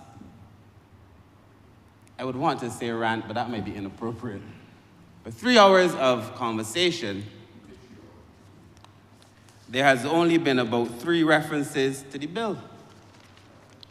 And I feel, Madam Deputy Speaker, that we have to talk to the public floor week after week. We have to subject ourselves to the same conversation by the Honourable Leader of the Opposition, who refuses to engage with the material that is before the House. Madam Deputy Speaker, even during the course of this debate, and no one rose at any point in time to remind of the rules, but the idea of repeating oneself consistently, ad nauseum, ad infinitum, however. It is in the rules of this House. We did not stop him, sir, but there were about 4 or 5 different, ma'am, but there were about 4 or 5 different occasions where the point wasn't made and was returned again to be not made again. And no one got on their feet, sir, Madam Deputy Speaker, to start the Honourable Leader of the Opposition. In fact, Madam Deputy Speaker, I listened quite attentively as we were entertained for the 3 hours. So, Madam Deputy Speaker, let us talk about some of these things. And I wish You know, I was joking to myself that I would respond to some of the things that were said by the Honourable Leader of the Opposition, and I found that my notes were all over the place. And it occurred to me that the reason my notes are all over the place is because I actually followed the Leader of the Opposition, who was all over the place. If we were in another place, I would say I was reminded of Punka. This is an important discussion, Madam Deputy Speaker. It is the most important conversation that we are having today. The clause 10, and there are only 5 occasions. In the clause on clause 10 that the Honourable Leader spoke so passionately about, in the smaller piece of legislation as he referred to it, I had the opportunity, Madam Deputy Speaker, to be Minister responsible for fisheries. It is a ministry that to this day lives in my heart. There is no joke for me when it comes about fishing, when it comes to fishing, fisheries, the lives of the fish vendors, the fishermen. And for the Honourable Leader of the Opposition to try to malign a whole government with the fantasies that exist only in his mind, is perhaps, Madam Deputy Speaker, one of the instances where we see an injustice being dealt on the people unnecessarily for political gain. When I was Minister responsible for fisheries, Madam Deputy Speaker, I spent considerable time in the markets. I developed a relationship with the fishermen. I know them by name. I know their children, sir, ma'am. The Honourable Member who now holds the portfolio, spending significant time in the markets, on the boats, developing a relationship, Madam Deputy Speaker, with the vendors as well, because we recognize that this is serious work. But while I was Minister responsible for fisheries, and I'm not going to get into whether we should take up Clause 10 and not take up Clause 10 and how Clause 10 means that we are casting judgment. We all know that this government is not casting judgment on anybody. But when I was Minister responsible for fisheries, I cannot tell you the number of occasions that the fisher folk would reach out to my office and ask me to come to the market, concerned for their own safety because of incidents in the market. The frequency with which, Madam Deputy Speaker, any right-thinking person would have to be concerned. And I am saying that, Madam Deputy Speaker, as a person who loves the market and who loves the vendors and the fishermen in the market. But the reality is that the fish vendors, as the Minister responsible said, felt that in this particular instance, without a judgment on themselves or without a judgment on anybody else in Barbados, that we should continue with that particular clause. Now, if it is that we care so much about their opinion when it suits us, how do we not care about their opinion when it defeats the weakness and exposes the weakness of the argument that was put forward to take it out? We can't have respect for their opinion when it suits us and no respect for their opinion when it does not suit us. I do not know the sign that the Honourable Member for Christchurch East did in sign language, but it holds true. At the end of the day, Madam Deputy Speaker, this bill is a serious, comprehensive piece of legislation. Last week or week before, when we debated the Environmental Health Bill, the Honourable Leader of the Opposition asked then that we bring comprehensive pieces of legislation to address all the issues pertaining to a particular sector in one, which is what this bill does. Again, therefore, when it is suitable for him, for the Honourable Member, it is acceptable. But when it is not suitable for the Honourable Member, it is unacceptable. Of course, we all also recognize that we were then subjected to the idea that because it was presented, it was accepted by all in this place because it was presented, and that we should sit in silence and let it be said. But when there is opposition, when we get up and repeat or we challenge it, that's also a problem. So do you want us to sit and accept or get up and challenge? I said a few weeks ago that it is difficult to have a stable conversation with a man who is at war with himself. Hey, the issues in George Street are his, the Honourable Member for Christchurch South. Madam Deputy Speaker, let us get into some of the points that were raised. So that is Clause 10.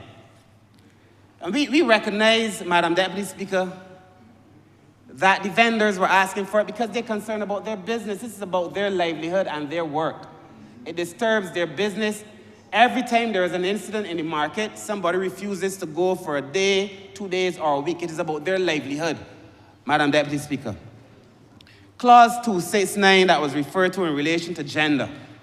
Imagine the clause was mentioned, Clause 269, and absolutely nothing was said about the clause. So we raised the clause in a debate on fisheries to then try to educate persons about gender relations, when this government has done more to make sure that there is a gender balance in this country than any other government. But absolutely no reference whatsoever to the clause. Clause 269, let me find it for you. And then nothing. Absolutely nothing. That's the second time it was mentioned. The third time that the reference was made to the bill was in relation to insurance.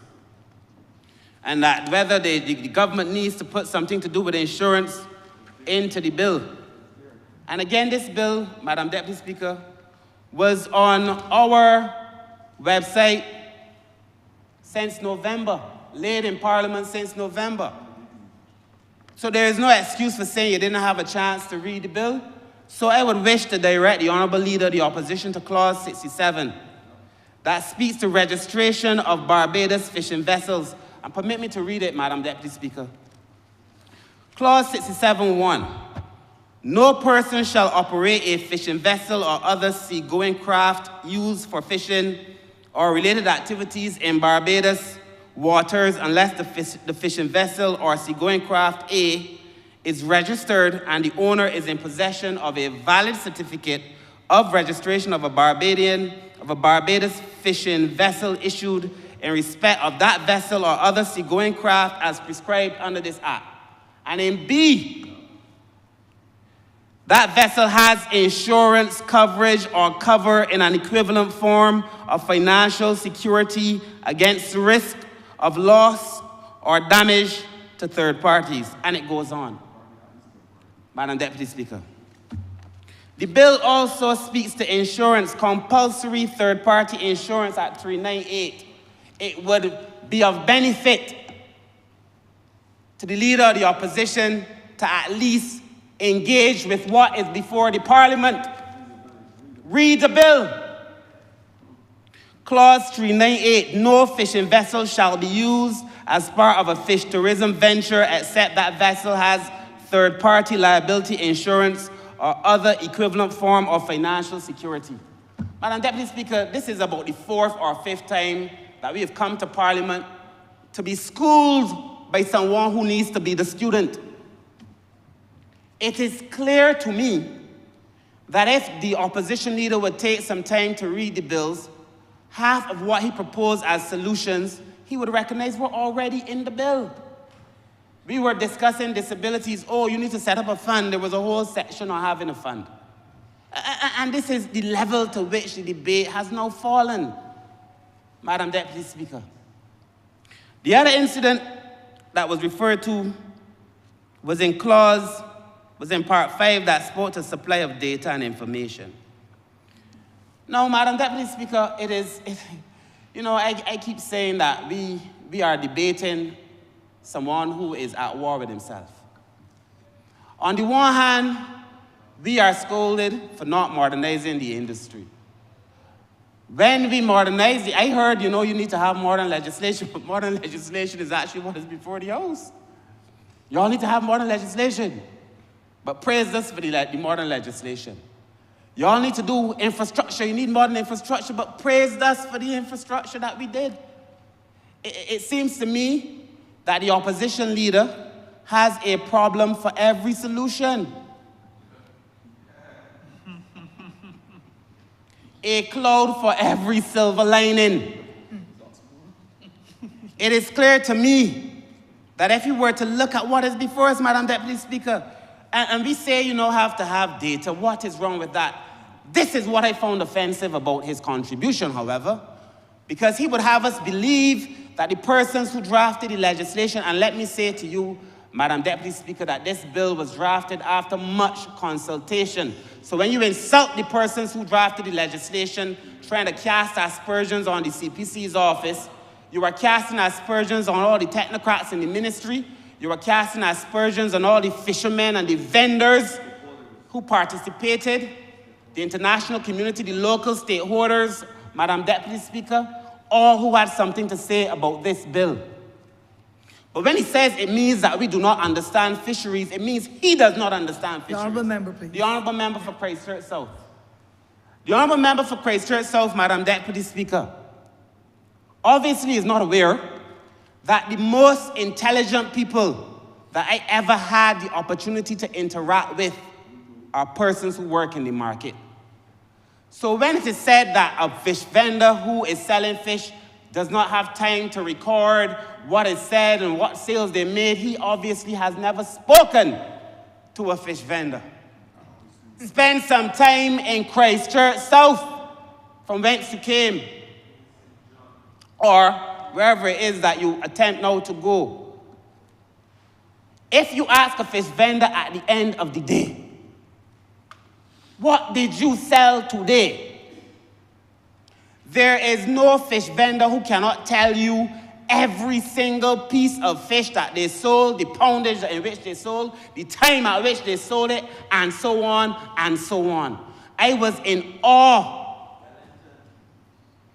of the capacity, Madam Deputy Speaker, the capacity to recall at the end of the day, at the end of a week. And I would also tell you, Madam Deputy Speaker, while the opposition leader may think this is outside the capacity of many of them already do it. Keep records. So when it is that you want to suggest that we are stereotyping fish vendors, it is the opposition leader who, by virtue of what he contributed today, is the person who is stereotyping the fish vendors. Madam Deputy Speaker, the last occasion, or is that all five, on which the opposition leader spoke, Madam Deputy Speaker, we found ourselves then having a conversation about milk. Milk. I was wondering if he was talking about fish milk. Fish milk. Because we now have to spend 3 hours. There is a view that you have to talk for 3 hours. And in that 3 hours now, you must spend your time upward and downward and cross there and about here. The opposition leader must speak for 3 hours every time we bring a bill. And during the course of the contribution, repeat, cast aspersions, say these ludicrous statements, Madam Deputy Speaker, on a bill on fisheries, we end up talking about milk. I beg the question again, whether we were talking about fish milk. The truth of the matter is, Madam Deputy Speaker, and if the Honourable Minister of Agriculture, I'm sure he has addressed it before, and the persons who are involved, and then to blame the government, as if the government has been the cause or the reason that many places in the world were having difficulty accessing milk, and I would not get into that. But Madam Deputy Speaker, before I get into some of the other things, because I will not be distracted, this is a government that remains focused. When we came into office, Madam Deputy Speaker, and I got the opportunity to be minister responsible for maritime affairs and the blue economy, it was clear to me during the initial conversation by the Honourable Prime Minister, and the other thing is this, that every time a member in this floor says something about the Prime Minister, the opposition leader wants us to behave as if the Prime Minister is something to be scorned. A Prime Minister that has brought glory to this country. A Prime Minister that has led this country with distinction and has allowed us to bring Barbados back from the depths to which the party that the leader for the opposition inveigled himself and made sure he had the opportunity to lead. It is this Prime Minister, sir, and the way she led the government. I must tell you, Madam Deputy Speaker, I am very proud of the Prime Minister of Barbados. And if I am to be ashamed of her, it would not be because of the hallucinations or the delusions of the leader of the opposition. But Madam Deputy Speaker, in the first conversation that I had, because I'm a social scientist, as everyone knows by now, I said to the Prime Minister when I was offered Maritime Affairs and Blue Economy, this is a true story. But I expected, to be truthful, to be in the ministry that I now hold. And I was grateful for the opportunity to lead Maritime Affairs and Blue Economy. And the Prime Minister, in her wisdom, said to me, Kirk, at that time she was not calling me minister, you will come to find that the social issues are the issues that you must resolve in the blue economy space, Madam Deputy Speaker. And we have brought legislations, Madam Deputy Speaker, to be able to do just that. But I go further. When I became minister responsible, Madam Deputy Speaker, I found a poem by Frank Collymore that I thought was perhaps one of the most moving pieces, and I would read the first stanza. And it simply says, it's called Hymn to the Sea. Like all who live on small islands, I must always be remembering the sea. Like all who live on small islands, I must always be remembering the sea. It means that we have to care about the people who work in it. We have to care about the fish who swim in it, the coral that survive in it, the entire biodiversity that exists there, Madam Deputy Speaker. And it is shameful when we come here week after week for political points. And the funny thing is, I also listened to the opposition leader as he spoke about the need for us to do a haul out at Oistins. Well, I was there. We had a meeting. I reminded the opposition leader previously in this place. We had a meeting. The person who came in at the time with the solution that he had proposed at Oistins at the time, when he saw the movement of the boats at Oistins, Oistins only look easy, but that water is not easy. Anyone who deals with Oistins would tell you. And at the time, what was said was that the solution was not suitable for Barbados, the one that he just spoke about, the Honourable Leader of the Opposition. The solution that is now being bandied about in this place was not suitable for Barbados. I am happy to see the Honourable Leader, the Honourable Minister responsible for fisheries now having a solution, one that makes sense for the people of Oistins, and the people of Oistins can expect relief very soon. I also find it amusing. You know, self-adulation is a thing. I also find it amusing. If we were on the day before the hurricane, let me be real. If I were on the day before the hurricane when I was minister, or if the Honourable Member for Christchurch, West Central, in his capacity as minister, and let me say to you, Honourable Member, you are doing an excellent job.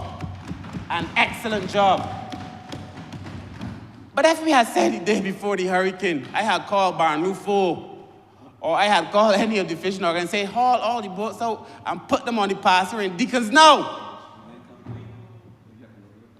If I had said, haul out all the boats out of the safe space that Barbados has had for years, for decades, and put them all on the pasture in Deacons, as everyone would say I am a madman.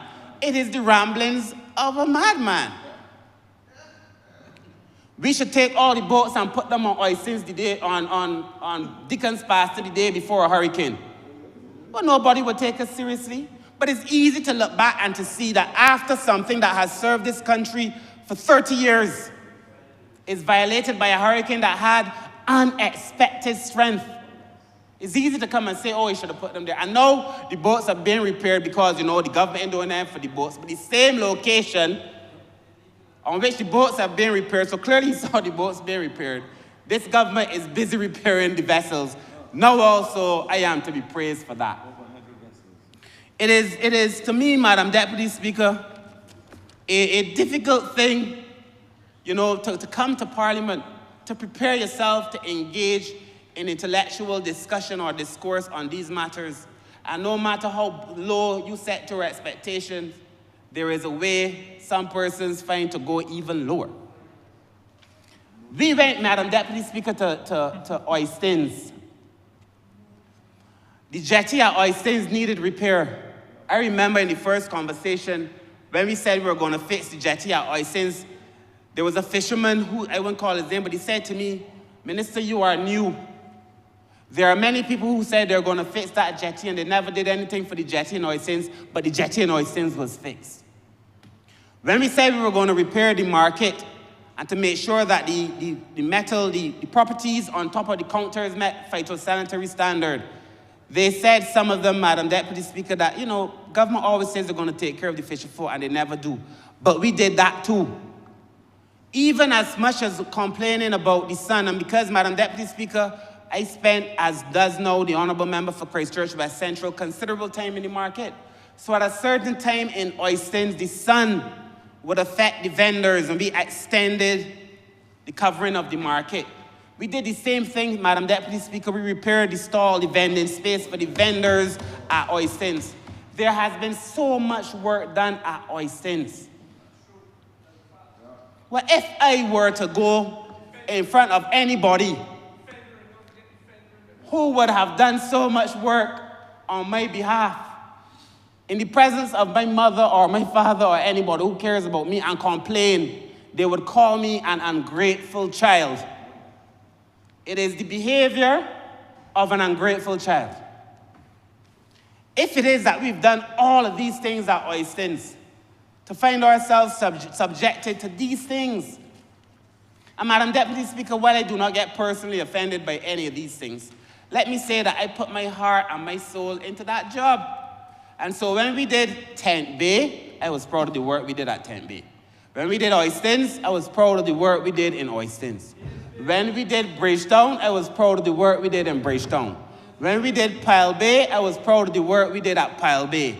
When we did Paynes Bay, I was proud of the work we did at Paynes Bay. And when we did St. Peter, I was proud of the work we did in Spicetown. All of the markets, Madam Deputy Speaker, and then we were turning our attention to the landing sites.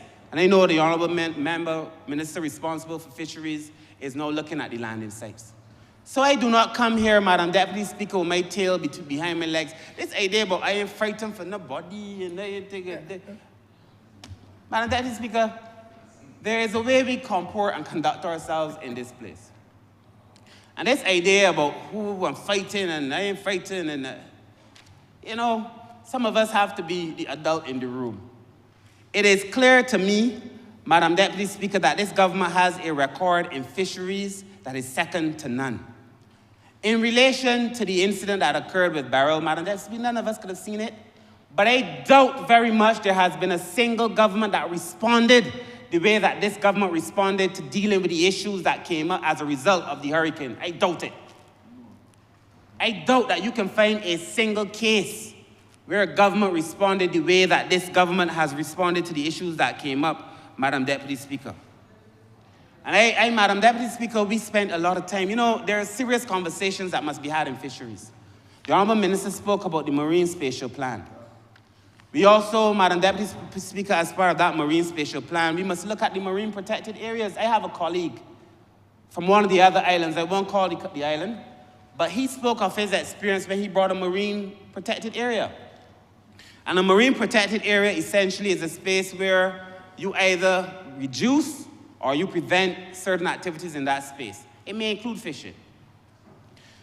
And when you do that, Madam Deputy Speaker, over a year or two, certainly within a 5-year span, the fish, because the fish have a propensity to replenish themselves, the abundance of fish that you get in those areas, Madam Deputy Speaker, it is a case of being able to hold back today so you could get something tomorrow. And that is all that we are saying. Madam Deputy Speaker, when we look at the Marine Spatial Plan and the Marine Protected Areas, Madam Deputy Speaker, we outlined, and as part of our plan, Madam Deputy Speaker, in line with the SDGs, particularly SDG 13 and 14, which I concern myself with a lot, and SDG 11, which is in relation to sustainable action in communities. We made sure that we were doing the right things in this government. Madam Deputy Speaker, none of us could have predicted what happened with Beryl, but the government responded well. The funny thing is, again, whenever we say the word resilience in here, oh, you're all in love with the word resilience. Everything about this government is resilience. But when you ask us to build a safe harbor, either at Bridgetown or somewhere else, what do you think that is? I am telling you, there is a certain misunderstanding. I would have to call it a misunderstanding because I would never be one to accuse the Honourable Leader of the Opposition of deliberately misrepresenting the facts. And even though it has become clear to me that no matter how many facts we put on the table, the Honourable Leader would make sure that his opinion is never contaminated by truth or facts, regardless of the amount of facts that we put on the table. But at the end of the day, Madam Deputy Speaker, when we build out a safe harbor, what do you think that is? That is resilience. When we say to the fish vendors, let us understand how much fish you catch in a day so that in the event that you suffer a loss, we can compensate you for the loss, that is also resilience. When we put in place the things that we put in place to compensate, to give financial support, to give support for rebuilding the boats, that is also about resilience. It is the word that offends the Leader of the Opposition, but clearly not the practice. At the end of the day, Madam Deputy Speaker, we were elected by the people of Barbados to lead this country. The last thing that I will speak about, Madam Deputy Speaker, because the Leader of the Opposition spoke about welfare. And while this is a debate on fisheries, he tried to make a link between welfare and fish vendors and so on. And he said that there was a lady with 6 children who was only receiving $600 plus from the welfare department. Madam Deputy Speaker, I would have it be known that the government in the last 2 years has put the most money ever in the history of this country behind the welfare department, ever in the history of this country.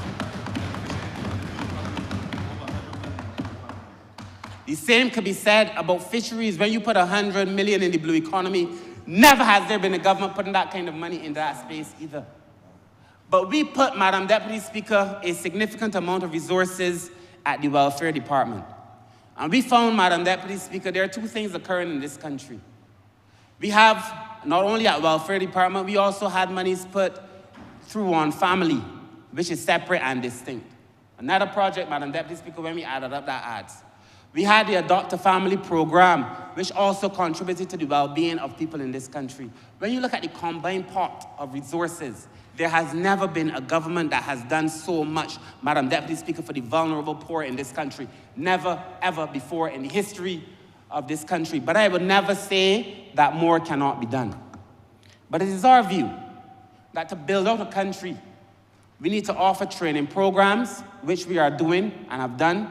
I just spent over lunch a conversation with the Honourable Member for St. James South, talking about some of those same training programs and how it is that we're going to take some of those hundreds, if not thousands, actually thousands of young persons and give them access to opportunity so that we break in a comprehensive way the cycle of poverty. This idea that for us to break the cycle of poverty, the only way to do it is to offer increased welfare is misleading.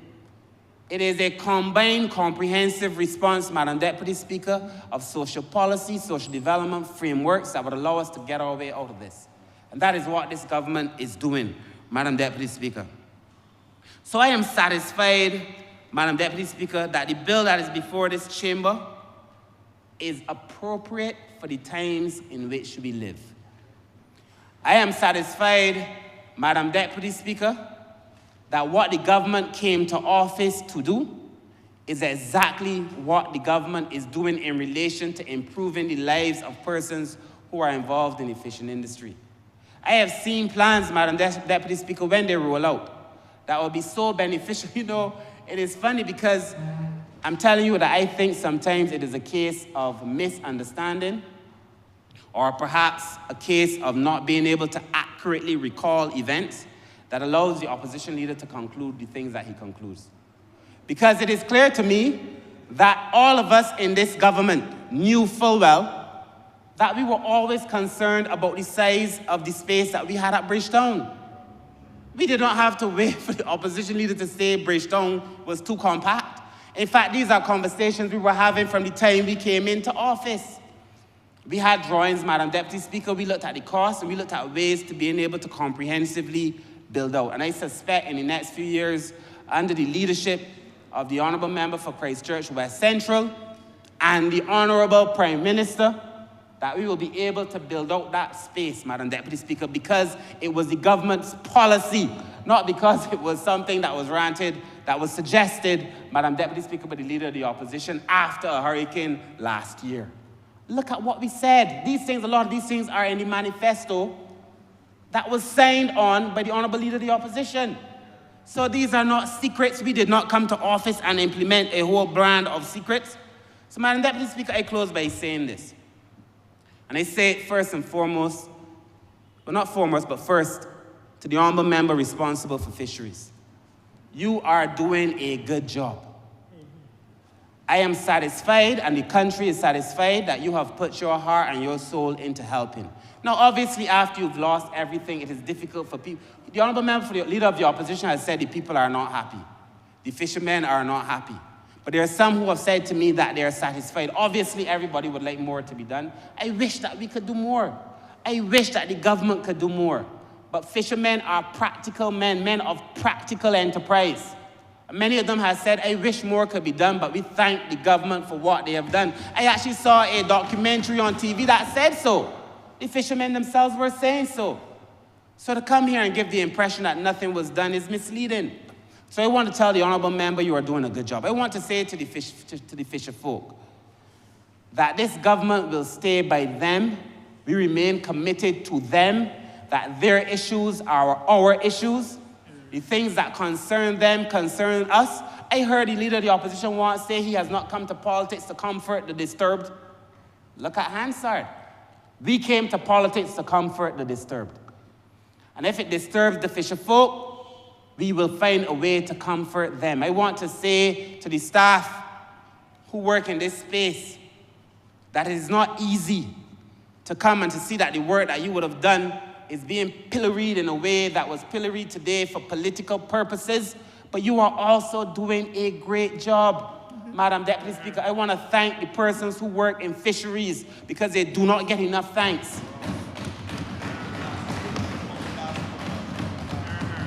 So we will continue, Madam Deputy Speaker, to do what we were called upon to do, to serve the people of this country.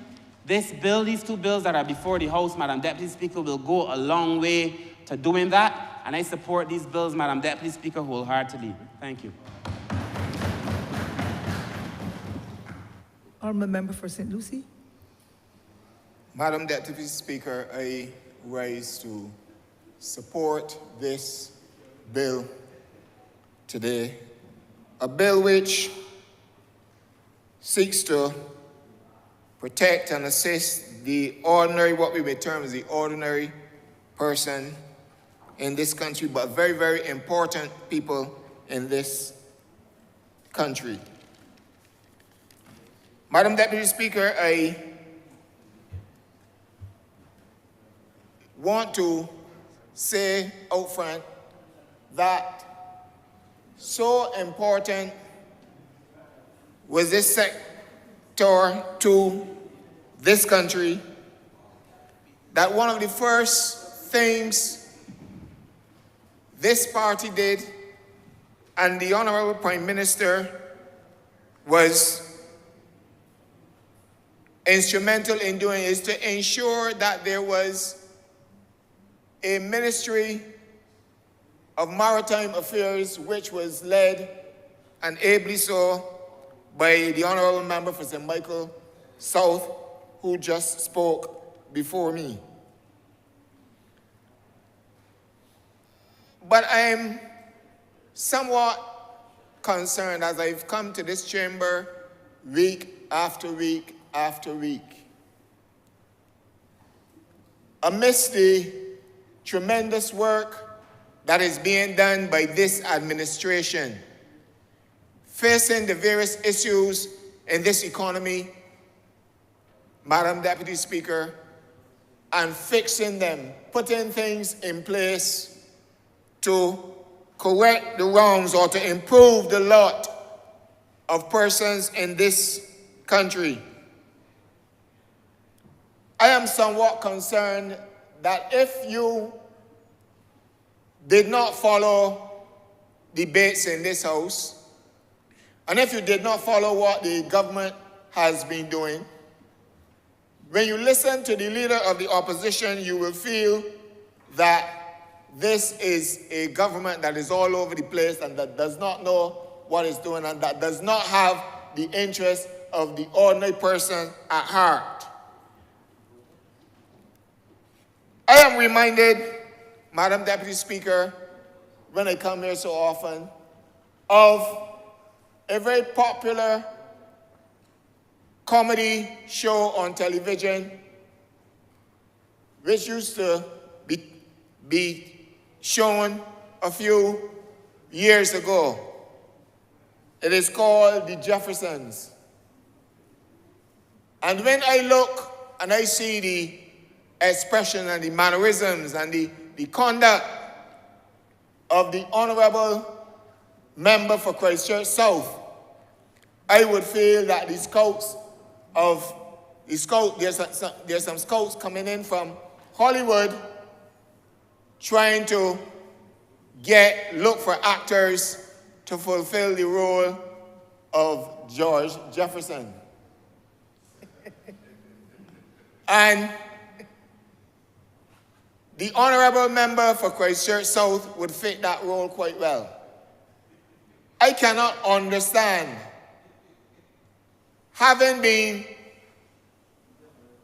voted, elected to represent a constituency on a particular party ticket, because people believed in the policies that this party put forward, and determined that they, in that particular constituency, would support the Barbados Labour Party and who the person represents. That person, at that point in time, was the Honourable Member for Christchurch South, who now is the leader of the opposition. And I believe that persons are disappointed at the sad state of affairs today and are longing for the time to come when they will correct what they did back then because of what has happened over the last year or so from this side. And that you, rather than represent the people who voted for you on a particular party ticket, and I see demonstrated ever since then, there seems to be, even up to today, there seems to be this policy or practice by the Honourable Member that it is either his way or the highway. Every single policy this government or position this government has taken and has brought to this honourable chamber to help the ordinary persons out there, it is vilified. Honourable members on this side are cursed. This party, this government is cursed by the Honourable Member as though it is not doing anything for the people.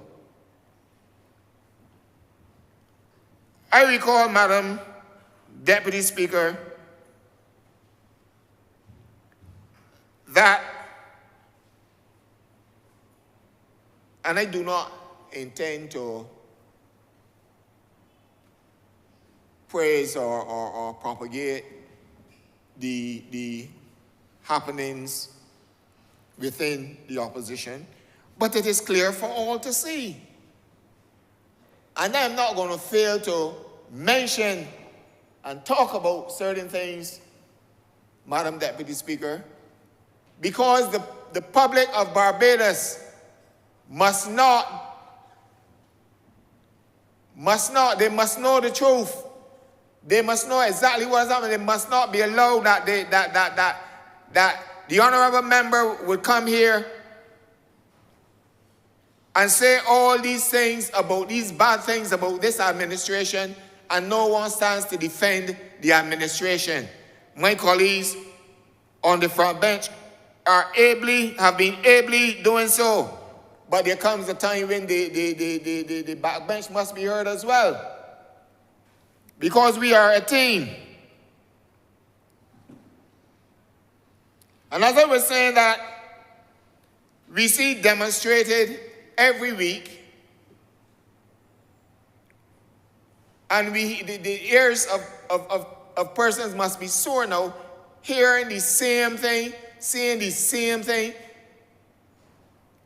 every single week. And you would not believe that this government has been doing tremendous work to advance the causes of the people of Barbados, the cause of the ordinary person in this country. In this case, today we are dealing with the fishermen, who have been great contributors to this economy. You would not believe, if you listen to this speech today and you've listened to other speeches before, that the same honourable member for Christchurch South is the one who was bitterly against the $5 million that was spent for the vendors at Oystens. You would not believe that, and all of a sudden, Madam Deputy Speaker, he seems to be John the Baptist, or want us to believe he's John the Baptist coming to rescue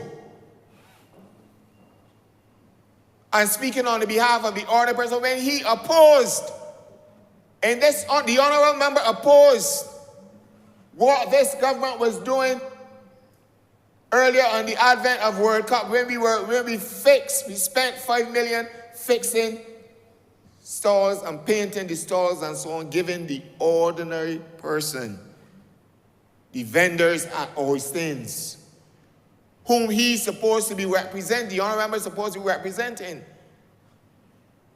when we spent $5 million fixing up their places of business and making them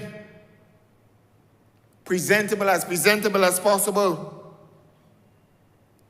prior to World Cup. The World Cup, when it came here, Madam Deputy Speaker.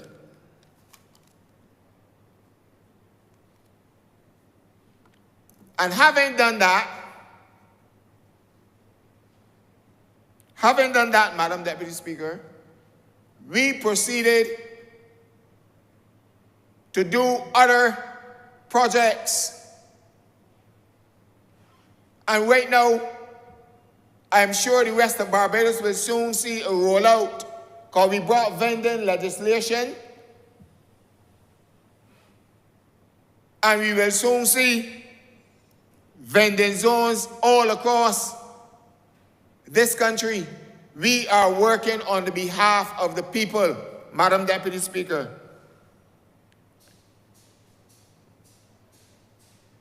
So anytime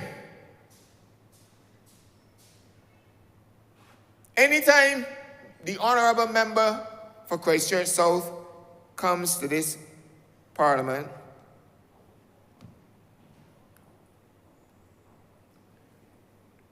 to make it look as though this administration is not doing anything on the behalf of the people of this country,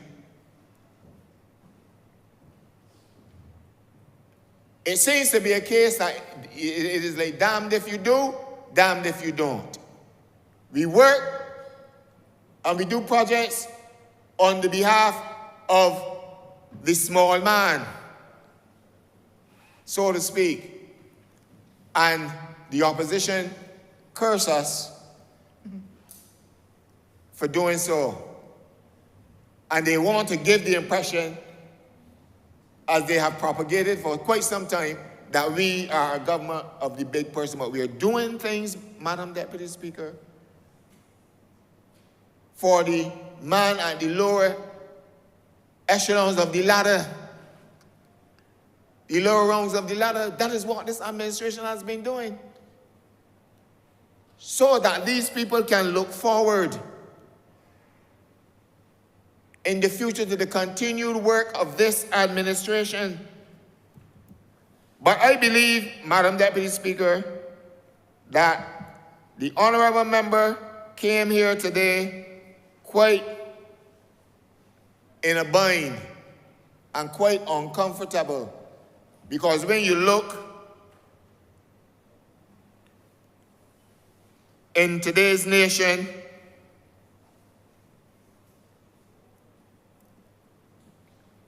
when you read in today's nation what the honorable member in his capacity of leader of the other party has presided over ever since he went to that, he left this side of the house. I recall a few months back then, one member whom he subsequently had expelled said from the time he came to this side, it has been trouble. Trouble. And if the honorable member is going to come here and attack this government for the wonderful things that they have been doing for the people of Barbados, then he owes the people of Barbados an explanation. You need to talk to the people of Barbados. Mind your own business. Stop minding the business of this government. Mind your business and tell the people of Barbados what is happening. People are wondering. Tell them we're going at George Street. Stop minding Robert Street or Bay Street.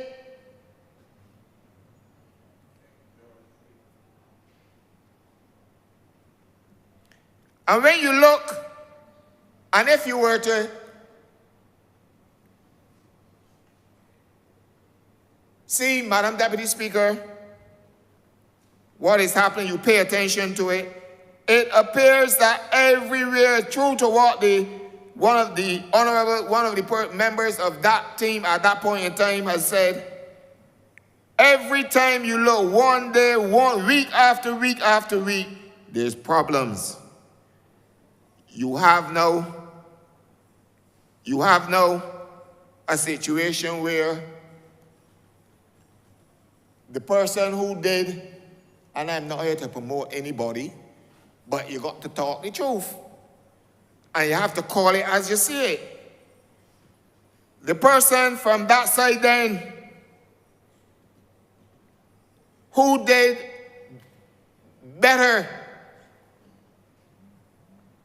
I believe he would have done better than the honorable member for Christchurch South if he has remained on that side. Now there seems to be a problem there as well. And he needs to tell the people of Barbados, because if you are purporting to be the next leader of this country and you are trying to make because people are watching. People are watching. And they want to know, if you cannot lead a party of a few hundred persons, how can you lead a country of almost 300,000? And every time gets up to talk, does not put an idea, does not put any proposal, nothing on the table, except to strip and try to pull down. But the time will come soon. The time will come soon when the people of Barbados will expose you for who you are. And certainly, we on this side will expose and share with the people of Barbados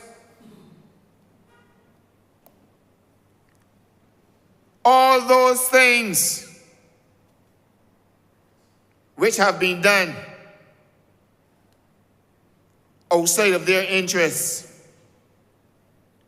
The fishermen, the vendors, boat owners are indeed happy because this government, when they had to deal the aftermath of the hurricane, this administration has assisted and is still assisting. It's still assisting. And I want to thank the government. I want to say to the Honourable Minister, member for Christchurch West Central, the markets have been fixed and you turn into the fish landing sites. I want you to remember the landing site at Half Moon Fort. I had spoken to the Honourable Member for St. Michael South when he was Minister, and you want you to turn your attention to that. You can pass 6 Mains, and just there in Half Moon Fort where the fish landing site is, pay some attention to that and assist the vendors who are there and the persons who use that fish landing site ever so often.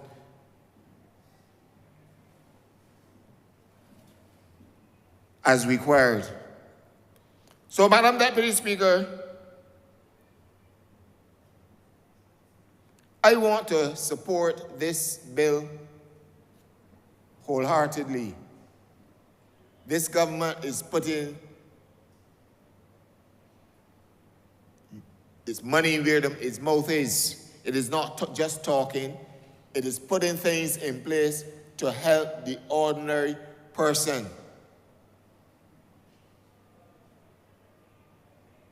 And I want to say this evening that I support this bill 1,000%. And whether I want to say to the Honourable Member for Christchurch South, no matter where you may run, if you want to run from where you are and run to St. John, St. Lucie, they got some rat bait up there. And St. John, like other places in Barbados, I know, and that is where perhaps the Honourable Member is in a pickle. They're all rat-proof.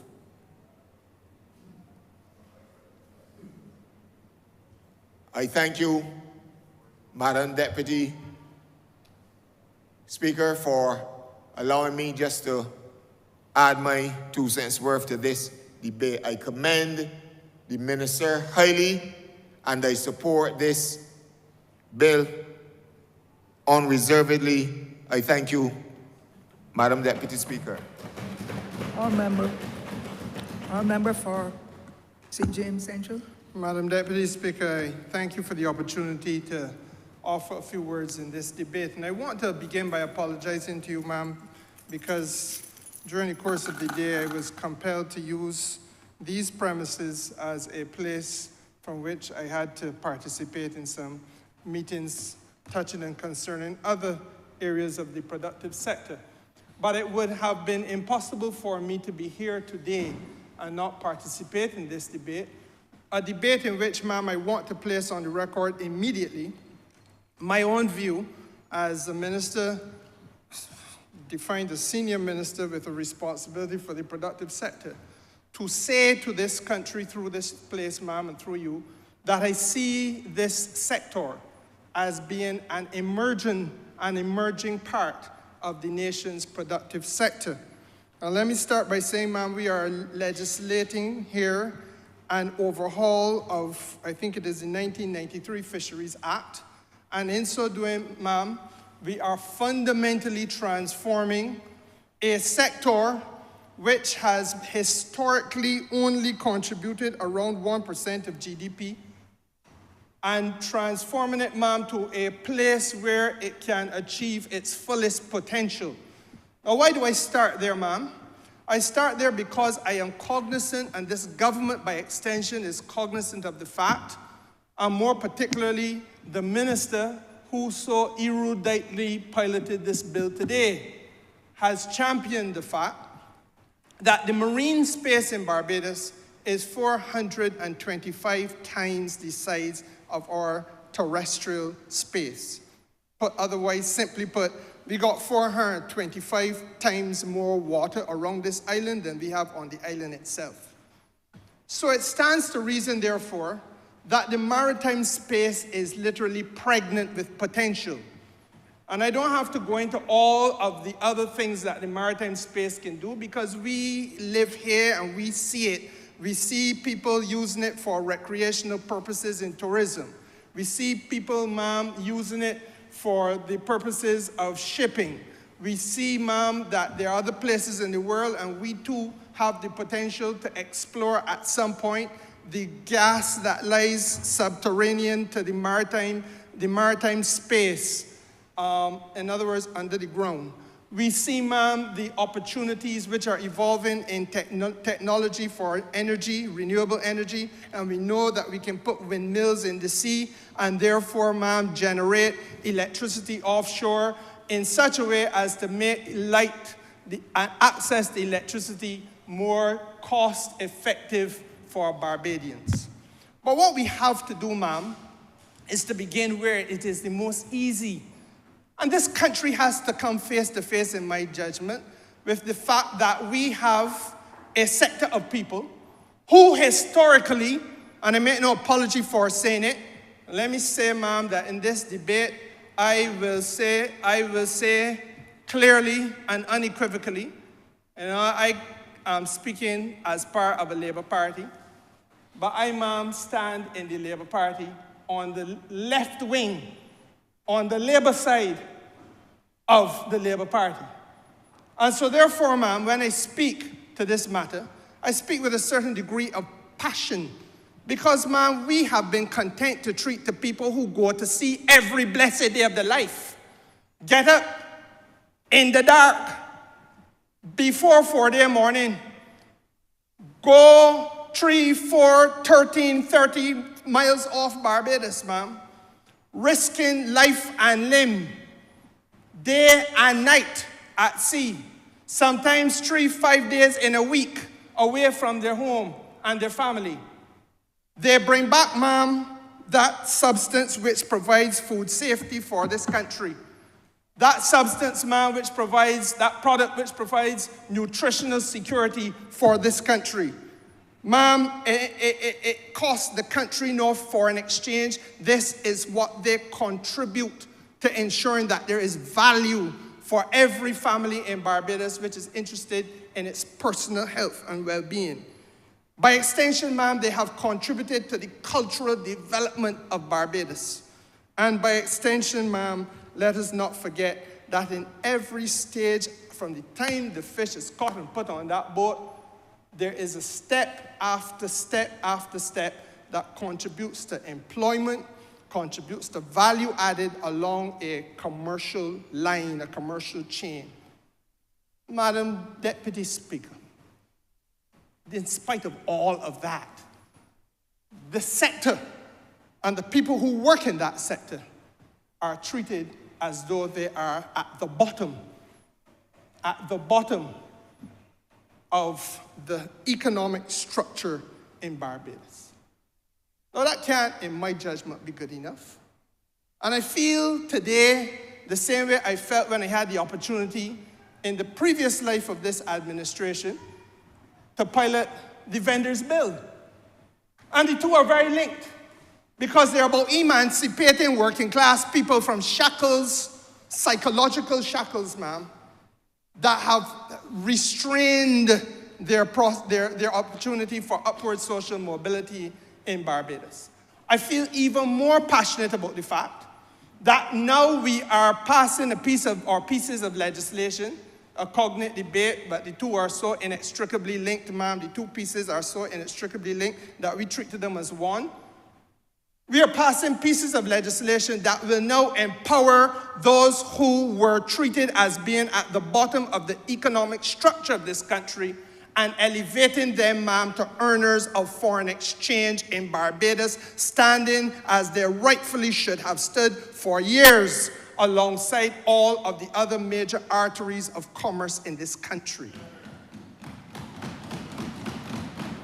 Now, Madam Deputy Speaker, having said that, it is important to recognize, ma'am, that there were historically some inadequacies which confronted this sector and which any government that was right-minded and right-thinking needed to fix.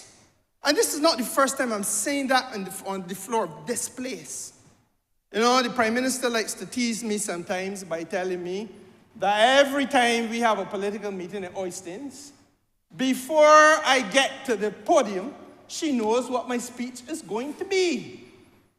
Because many a time there and in here, ma'am, I have spoken to the fact that there is a concept known as sanitary and phytosanitary measures, a lovely way of saying that you have to have consideration for food safety. And that therefore, ma'am, if you can take the idea and the ideal of food safety and bring it to bear on international and national commerce, national business, that you can, ma'am, unleash opportunities for people engaged in the food sector. But this is part of what this is about. And one of the things that this government must remind Barbadians about, not the least of whom will be the leader of the opposition, is that a few months ago, the Minister of Agriculture came here and passed a piece of legislation which was a humbug to Barbados for all of its existence as an independent state. The fact, ma'am, that we had cows about here that producing milk, but we could not take any milk-based product and export it over into the wider world because we did not satisfy the requirements for sanitary and phytosanitary measures in trade. We had chickens run about in every yard, Madam Deputy Speaker, but we could not take any protein and sell it anywhere in the world because we could not satisfy the sanitary and phytosanitary measures. And in every coastal community, Madam Deputy Speaker, we had fishermen who catching fish day and night, but we could not take that which they caught and sell to the rest of the world because we did not satisfy sanitary and phytosanitary measures. And we were content in not doing that because we were a country that laid back in complacency, mercantilist complacency. The merchants in Bridgetown will bring in everything and we will spend all of our foreign exchange.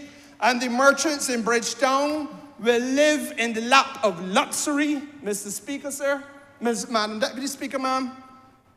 And those people who toiled, whether it be in the agricultural field, as I say, raising the chickens and feeding the cows, or in the fishing industry, they were treated as second-class citizens economically. Can't work, ma'am. This piece of legislation now is to be married with the sanitary and phytosanitary legislation which is already passed. And once you understand that marriage, ma'am, you understand now that there is a whole wave of opportunity that has been unleashed. And so when I go back to Oistins to speak, I don't have to give the same speech about wishing and hoping and wanting and expressing a vision for there to be export potential. I can now speak to the export potential that will exist from this moment forward. And that is why, ma'am, we took the pains of fixing all the fish markets. I heard several speakers today refer to them. Let us not see that as standing in splendid isolation. It is part of a development plan, a development trajectory, that you wanted to have those steel basins, those wash-down basins, ma'am, because if you put fish on this piece of wood here, the blood will go into the grain. In an open-air fish market, ma'am, you're going to have the flies coming on top of the wood grain that is bloodied. And those people who study the sanitary and phytosanitary measures will say, that ain't good enough. Change of temperature in some markets, ma'am. The boat comes in and the fish is on the ice, but it goes in the hot sun, and the fish moves from the ice to room temperature, and then even warmer than room temperature. And then, ma'am, you cut it up and so on, and you put it there for sale. And the people will say the temperature has not been consistent, and therefore there may be a challenge to the quality of that which you are eating.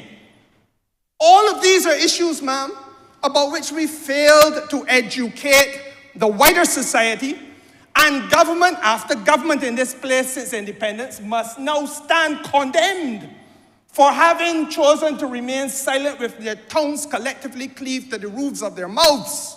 And for the first time in the history of Barbados today, we have come to a point, ma'am, where this fishing sector, this fishing industry, is now being given an opportunity to enter into the full light of day. I am proud to be part of a government today which is doing this type of work. We are also, ma'am, repairing, therefore, some inadequacies in the regulatory framework that touched and concerned fishing. And, ma'am, these things are wide. They touch a number of issues. And I want, ma'am, to say to you that, the work that we're doing here today, we're not alone. St. Vincent, to be honest with you, did some of this a while ago in terms of the refurbishment of their fish markets. In fact, the first time I saw the steel basins and the tables and the washdown basins and so on, Prime Minister Gonzalez took me on a tour of a fish market and showed me this thing. And I said, but why is it that we had not been doing this in Barbados? And the reason, ma'am, that I go there all the time is this, that in 2007, the European Union had a team of people here in Barbados who did an assessment of our capacity. And they said to us then, we'll be going into a partnership, economic partnership with Europe. And Europe will purchase the fish as much as we can produce.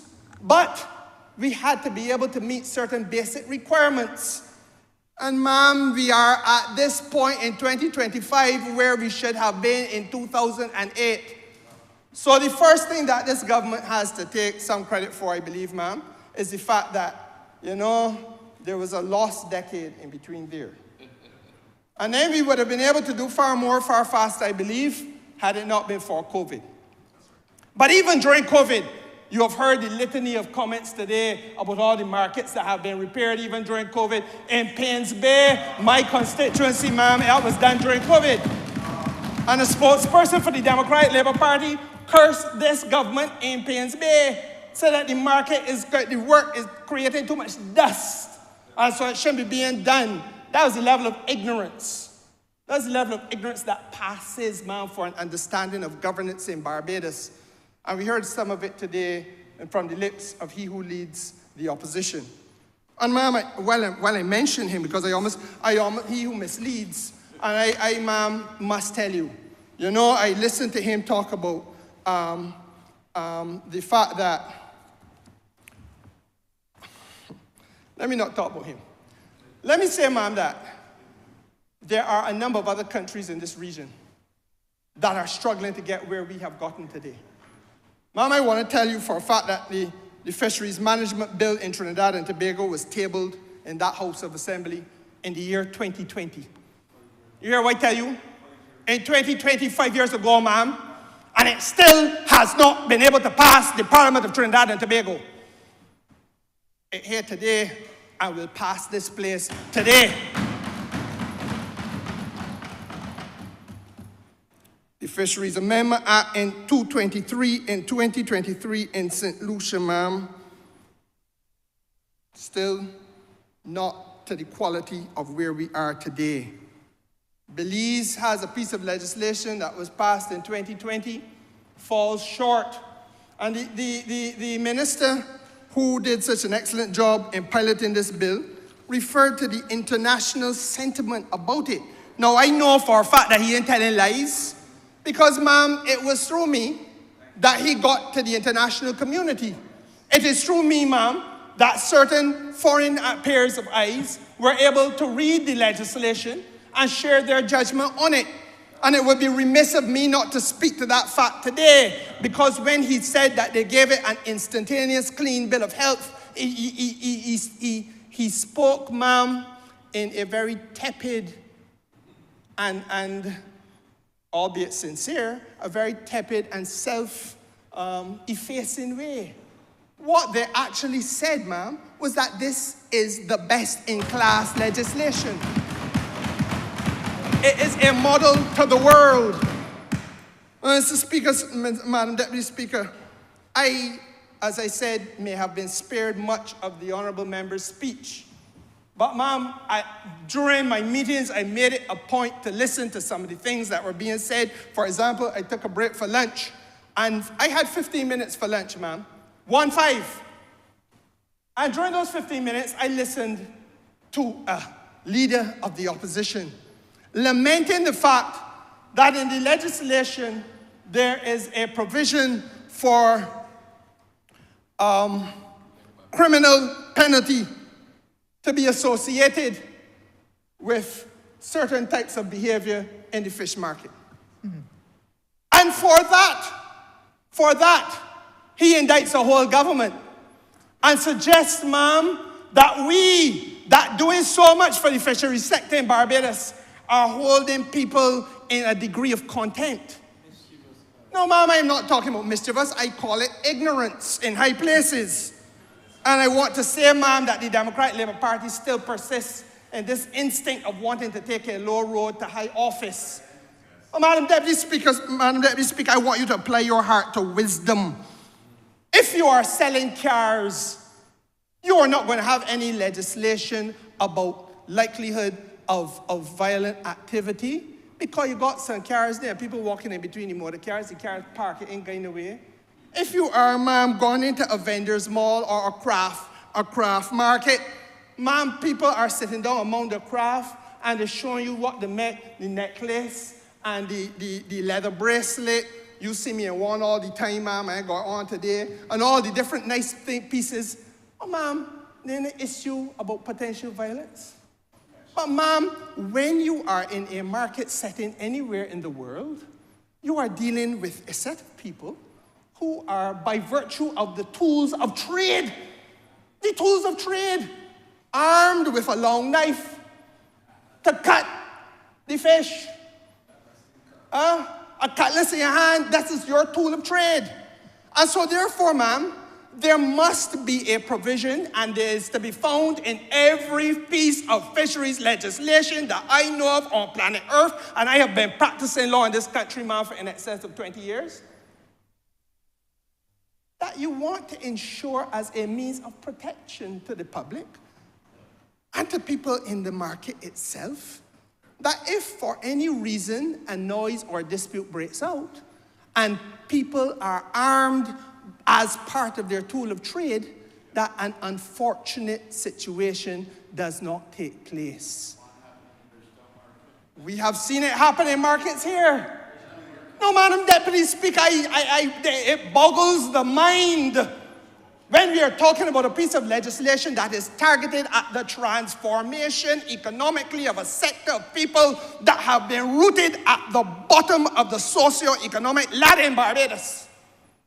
That you don't want to confront that painful and agonizing social reality, but that you want to focus, ma'am, on a whimsical nonsense, a nonsense about what may or may not be an interpretation. Now, when guided by the acting leader of government business, he retreats into the fact that he has an opinion, and he know that his opinion could be ruled out of order. Now, ma'am, that is not a matter for me.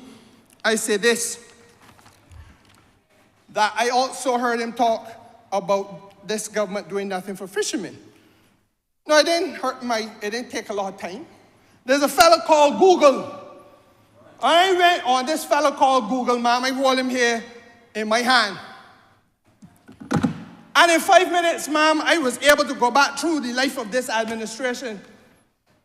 Duty-free concessions on gear and equipment to the fishery sector. We ain't do nothing. According to him, ma'am, we ain't do nothing.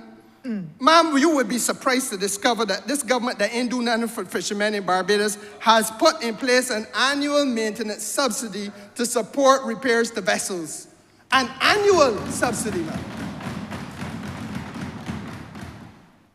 He says, ma'am, that we don't do anything for the fishery sector, but yet still there is subsidized ice to be found in the markets of this place. And I believe that that may have begun, ma'am, and during the tenure not of this illustrious minister, but his predecessor. Or maybe, ma'am, a subsidized fish vendor market space rental. No, ma'am, I didn't have to Google this because I know I was part of it. That during COVID, when everything was shut down, business interruption benefits were offered to the fisheries sector. We subsidize lockers, ma'am. We subsidize hollow operations. Madam Deputy Speaker, you would be stunned to realize that there is VAT-free fuel offered to the fisheries sector. But the government don't do nothing. Ma'am, there's a vessel lifting rebate to lift vessels out of the water, not to put them on Parkinson School field, not to put them on Foundation School playing field, but, ma'am, to lift them out of the water and put them in a place of certain safety. 11. I listened to the Honourable Member St. Michael South on that point. I don't have to go further. Except to say, ma'am, that I honestly believe that the Honourable Leader of the Opposition is sometimes wedded to a form of midsummer's madness. If I had said it, ma'am, if I was he and I had said, well, you should take them out of the water and put them on a playing field. And then it was drawn to me how foolish that statement is. I would have had the humility to say, or perhaps ought not to have said that. I wouldn't double down or triple down or quadruple down on it. But, ma'am, there is free vessel inspection, free fishing vessel inspection, free registration of fisheries workers, free berthing at landing sites and fishing harbor, free docking in the boat yards, grants to fisherfolk organizations, ma'am, subvention to the Barbados National Union of Fisherfolk Organizations, and duty-free on boats 4 years and younger. And I don't want to go on and on. Madam Deputy Speaker, I want to say to you, though, that I want to come to the wider point for me. And this is the export market opportunity. Ma'am, there's a thing called illegal, unreported, and unregulated fishing. Simply put, I can use the example of some of the trawlers that come down this side of the world from places in Asia. And I suppose as Foreign Minister, I should not use this place to lambaste anybody's government.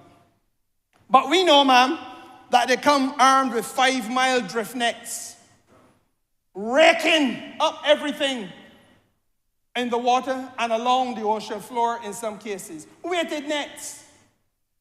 And you take the little babies, you take those that ain't mature yet, and you take those that mature. They take the endangered species, ma'am, and those that are not endangered.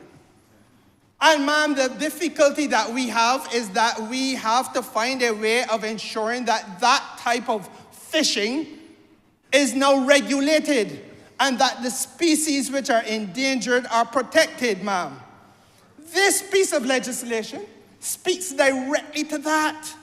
And if there's no other reason why this legislation should shout out, scream out for support, ma'am, is the fact, ma'am, that it allows for us to have a sector which is now properly managed.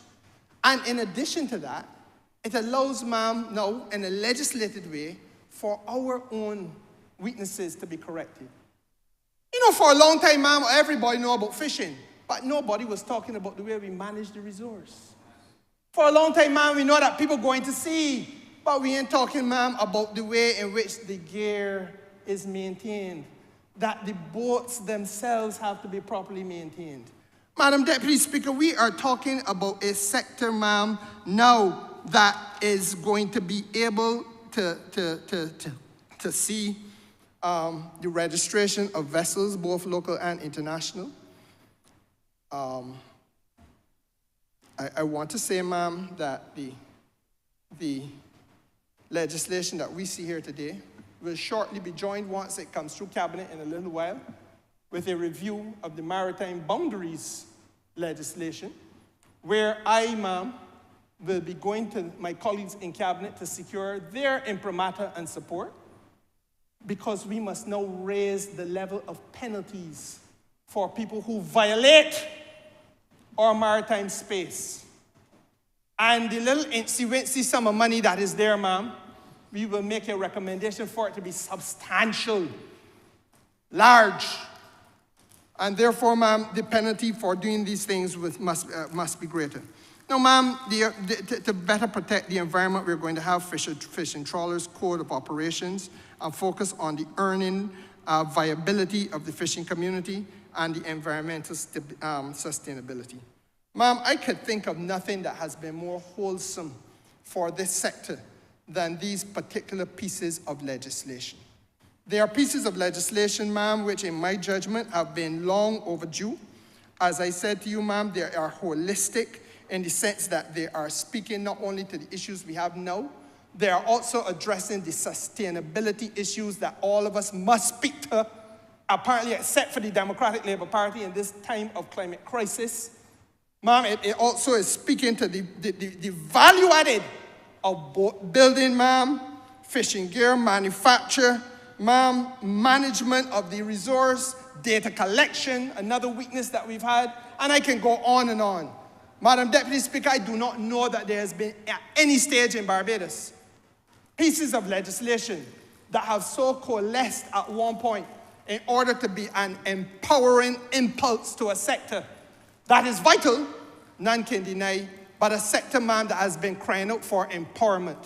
And I am privileged, ma'am. The only thing that I am sorry about is that I could not speak longer in this debate. But I want to warmly support it, I want to warmly welcome it, and I want to totally congratulate the Honourable Minister who has brought it here, and his entire staff, and all of those who have worked on this in the fisheries sector. I'm obliged to you, ma'am.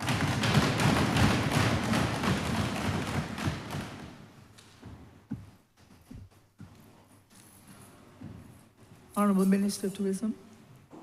Thank you, Madam Deputy Speaker. I too rise to speak in this debate and to join with other honourable members who have spoken in respect of this bill. Indeed, I want to support the Sustainable Fisheries Management and Development Bill, and to say that the honourable member for Christchurch West Central has done a remarkable job in presenting to this honourable chamber the key components of this bill. But I must also congratulate the honourable member as well for setting the record straight.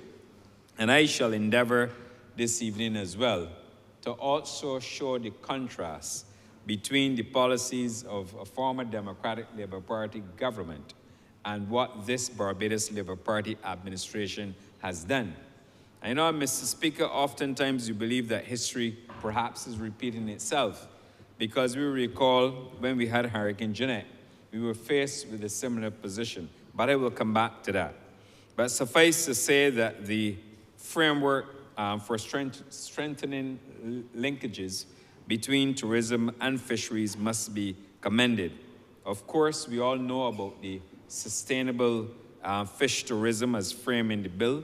It will certainly redound to the benefit of the tourism sector, as well as to the local coastal and fishing communities, as well as for local domestic tourists as well, and tourists as well.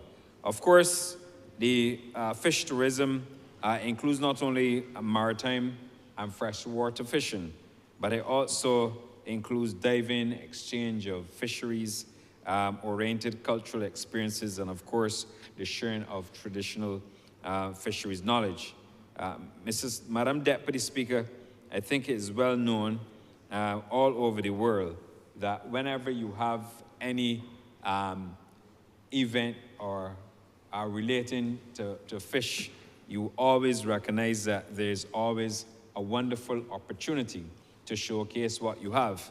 I recall, Mr. Speaker, Madam Deputy Speaker, I apologize. If you've been to Seattle, you will see that there was Pipes Fish Market. And as a result of Pipes Fish Market there, they would have developed a lot of motivational material. But I also allowed at that fish market in Seattle, in Washington, an opportunity for visitors to that state to go to go to the fish market and experience and have the experience of their lifetime. And I firmly believe that the plan set out in this bill will certainly help us to promote more of what we consider to be fish tourism as we continue our development. It is well known that there are a number of visitors who go to a destination and they seek out new and unique experiences. And of course, we can continue to generate even more revenue, not only from coastal areas where people depend on, for their livelihood, of course, on fisheries. In Barbados, we have a perfect mecca, as I refer to it sometimes, of oysters, where people have made not only earnings and a livelihood of that particular area, but that it has now become so iconic in Barbados that you have tourists on any given night, but in particular a night like tonight, Friday night, visiting the Oystins Beer Gardens and having the lifetime of their experience, thereby contributing to even more of a positive experience of Barbados. And when we look at all that we've done, and in particular, recognizing what we did here a couple weeks ago when we passed the Maritime Underwater Heritage Bill, a framework for developing Barbados's maritime heritage tourism sector. When that was passed in here and I spoke to the issues, I would have gone and I would have spoken at length about some of the opportunities. And therefore, when the Honourable Member for Christchurch West Central spoke earlier today, he spoke with passion, he spoke with a sense of commitment that I'm sure that all of us within the Labour Party, and for that, must be proud of. And therefore, I know that the fisherfolk in Barbados will continue to recognize all that he continues to do for the sector.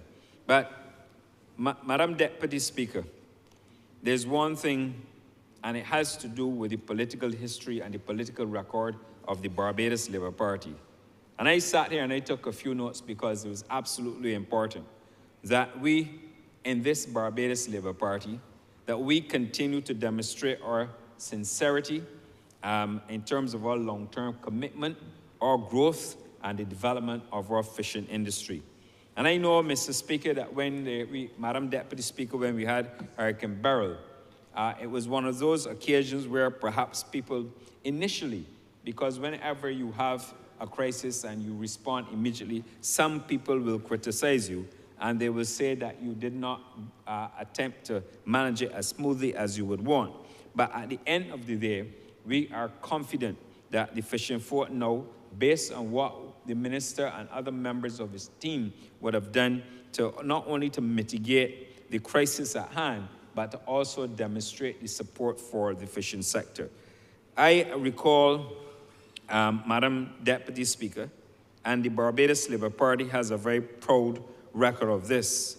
I'm sure that we will recall that when the late Sir Grantley Herbert, now the Right Excellent Sir Grantley Adams, entered the House of Assembly back in 1934, representing the parish of St. John, he did so, and what he also did in addition to advancing a number of opportunities, he was perhaps one of the first persons who ensured that he advanced the interests of fisherfolk in Barbados. And by that, you recall when the Universal Adult Suffrage Bill was passed back in 1951, that with the attainment of ministerial government in 1954, that the late Right Excellent Sir Grantley Herbert Adams would have appointed Sir Ellery Tama as the first minister first minister of fisheries. And I say all that to say that from way back, from the introduction of ministerial government in Barbados, the Barbados Labour Party recognized that we had to have as ministerial responsibility someone capable of leading fisheries.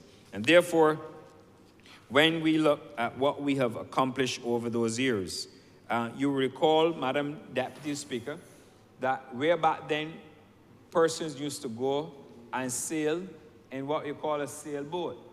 And then the Barbados Labour Party, through one of its leaders, the Right Excellent Sir Grantley Adams, pioneered the introduction of motorized fishing boats, as it were, in Barbados.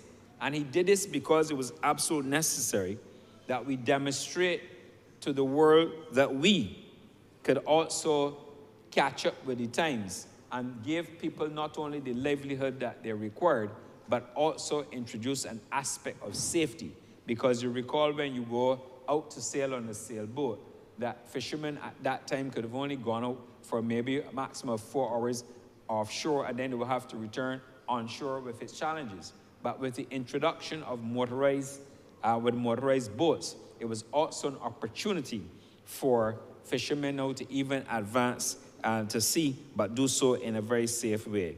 And therefore, when we had Hurricane Janet in 1955, again, we were faced with a similar situation where boats were damaged. And those boats that were damaged, the Barbados Labour Party administration at the time pursued policies not only in recognition of motorized vessels, but also provided loans back then for the fisherfolk who were badly affected by Hurricane Janet to ensure that they maintained their livelihood. And the Barbados Labour Party did so, not only to improve the debt, not only to improve of locals, but to improve the livelihood of persons, but also as an opportunity to build out the fisheries section as a department, as an opportunity for more employment. I may also add, Madam Deputy Speaker, that in 1942, the Barbados Labour Party made sure that we had a loan facility to replace and repair fishing boats damaged by rough seas. We also had, back in 1944, the widening of the channel at landing sites at Concept Bay and the Crane. We also, in 1945, had for the first time established fishing as an industry in Barbados, in the Barbados Development Plan. And of course, we recall what happened in 1946 when we opened the first fish market. And Madam Deputy Speaker, you may ask, why am I going back to the history? Because it's important to show the contrast between what occurred then, what we have done as a government, as an administration, and what we are seeking to build out today. And when we look and see what we're doing today, Madam Deputy Speaker, we are now faced with Hurricane Beryl and the effects that it had on the coastline, and particularly the fisherfolk. The minister, along with the Prime Minister, would have put together, and the cabinet, of course, approving it, would have put together a package for the fisherfolk in Barbados, as we did during the passage of Hurricane Janet, as we've done when there were rough seas where we provided loans and other incentives. The Barbados Labour Party government, led by the minister responsible for fisheries, the Honourable Member for Christchurch West Central, set about in earnest to ensure that the fisherfolk in Barbados had not only financing, but that they also had the equipment to haul out the boats from the sea, to take them to wherever they had to be repaired in order for us to ensure that we maintain a fishing sector. And when you look back and see what the Honourable Member has done, I recall when I passed Fontebelle, and if you look, and if you come through by the Port Authority area, you look left or right, and you will see a number of fishing vessels that were there under repair. And when you pass there today, you can see the difference. The fact that the fishing boats are being repaired, they're being returned to sea, And what we are witnessing, especially with a very vibrant tourism sector, that the fishermen are going to work, they're fishing, they're landing the fish, and of course they're selling the fish not only to the locals, but they're also selling, as they have done for years, selling the fish to the tourism, the hotel sector. And I'm saying that the honourable member has to be congratulated because he's done an outstanding job in leading the recovery efforts. And therefore, the recovery efforts that we have seen today is as a direct result of his tenacity, his hard work, and his diligence in ensuring that we recover, and we recover in a very good position. So the recovery, Madam Deputy Speaker, has gone very well. And that is a credit, like I said, to the minister and his team.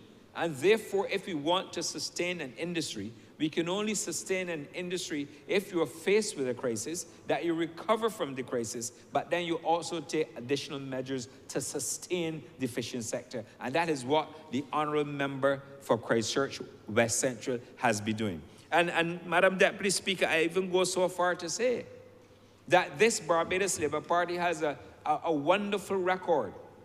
For example, the Barbados Port, as we call it, the Bridgetown Port, would have made several investments into the fishing sector.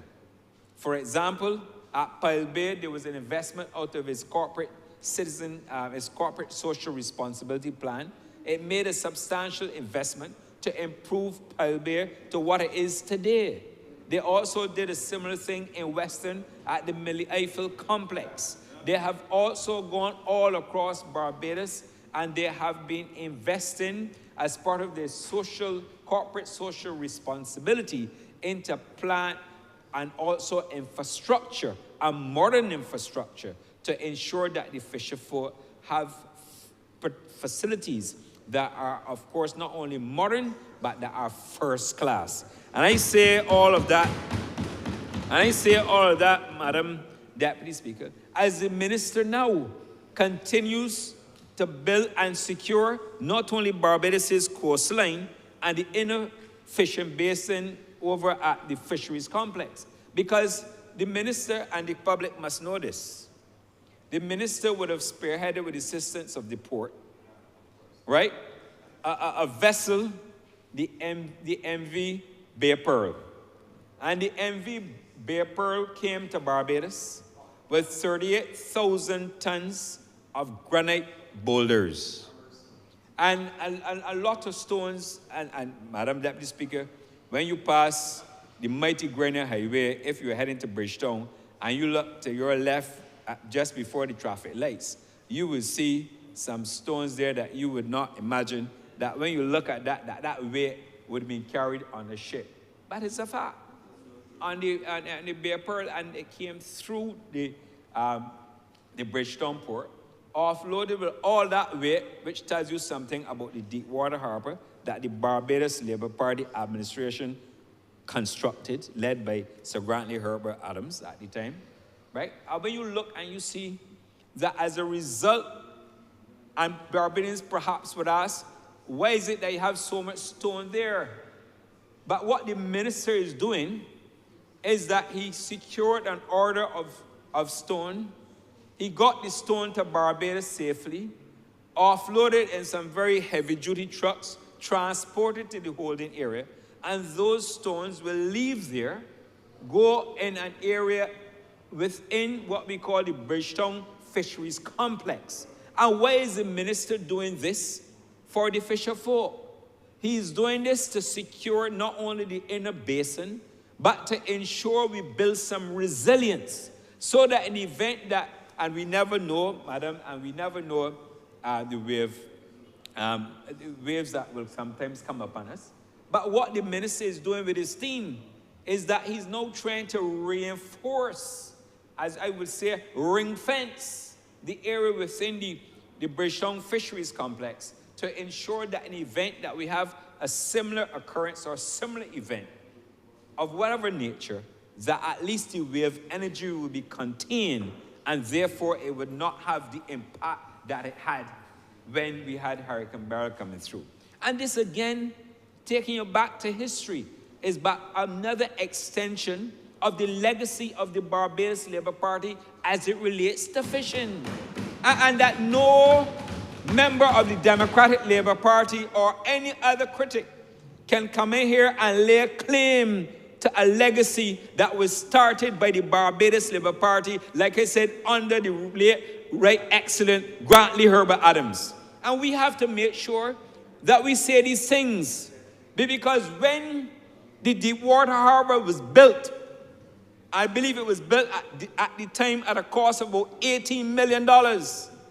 And today the Deepwater stands head and shoulders, although it needs some expansion. But it has never wavered, Madam Deputy Speaker. So the minister is now here faced with an infraction that occurred. He must now fix, and he's going to fix it. And at the end of the day, the fisher folk of Barbados, and particularly those who use the facility at the Bridgetown Fisheries Complex, will be extremely proud when they see what will be done there to help them secure not only their future, not only their fishing vessels, but also to ensure that the legacy of fishing remains strong in Barbados. And I want to thank the Honourable Member for Christchurch West Central again, because he needs to be thanked, because the amount of work that he's done within the fisheries sector, he must be commended. And I say to the Honourable Member that there will come a time, and he has to talk, Madam Deputy Speaker, and perhaps the time is right even for a fishing museum, because with all the work that has been done and the proud legacy of the Barbados Labour Party and all that we have done, and of course even without iconic flying fish and all the able seamen and other fishermen who have made a major contribution to Barbados ought to be recognized for all that they have done within the fishery sector of Barbados.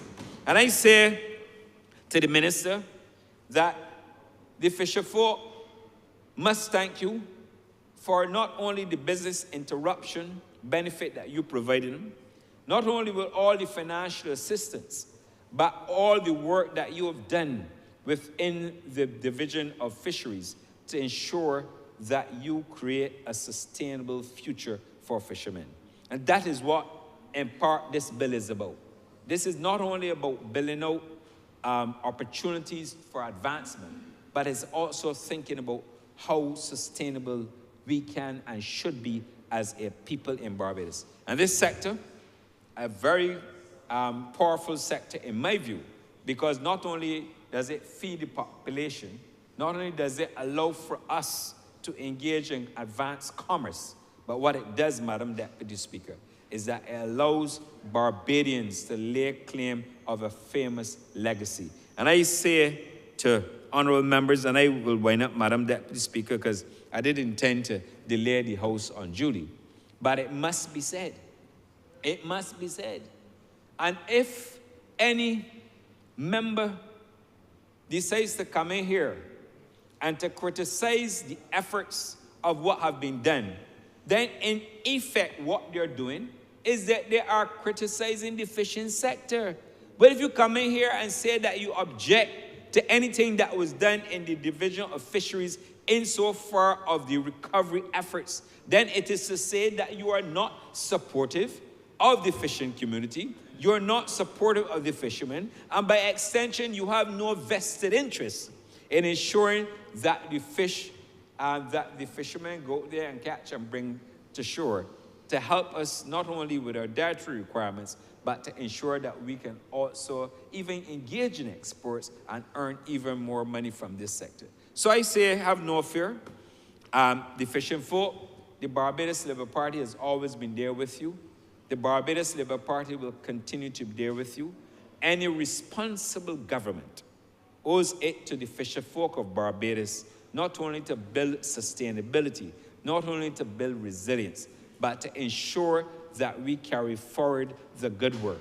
And as we continue to contrast the work that we have done, and we have done a hell of a lot of work in the maritime sector, so much so that when you go back and check the records, back in 2018, you had a Democratic Labour Party administration that came to office between 2008 and 2018, and it was left to the Barbados Labour Party government when they came in 2018 to have an audit of everything that was required to be done within the maritime sector. And it was this Barbados Labour Party that took that audit after they had it completed and addressed a series of actions in order to ensure that we position the maritime sector to where it ought to be. And I will commend not only the member for Christchurch West Central, but also the member for St. Michael's South, who would have laid the groundwork for a lot of the work that you see us doing in the maritime sector.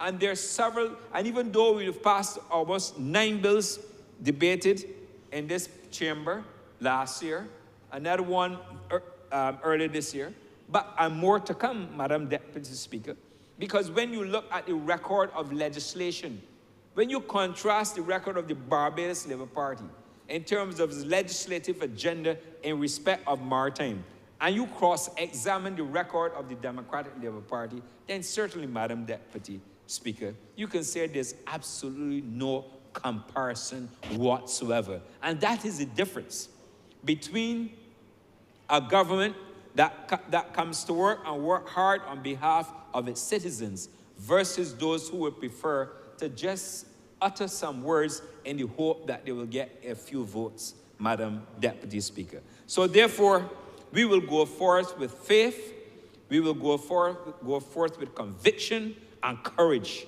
knowing, and the fisher folk must know this as well, that their future is very safe with the Barbados Labour Party, and that the Barbados Labour Party shall never let them down. If we didn't let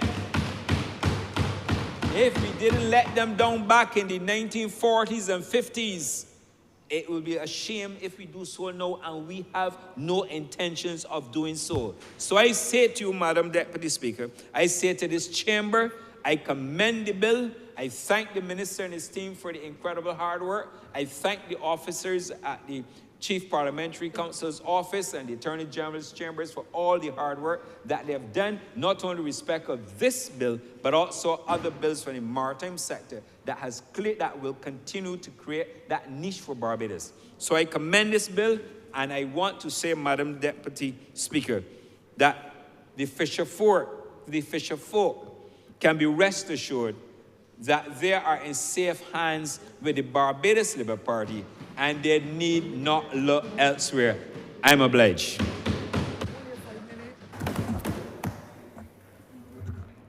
Madam Deputy Speaker, I beg to move the suspension in chamber until 6:45. For 5 minutes until 6:45. Honourable members, the question is that this honourable chamber now make a break for 5 minutes. All honourable members in favour, please say aye. Aye. Those against, please say no. Methinks the ayes have it. This honourable chamber will now break until 6:45.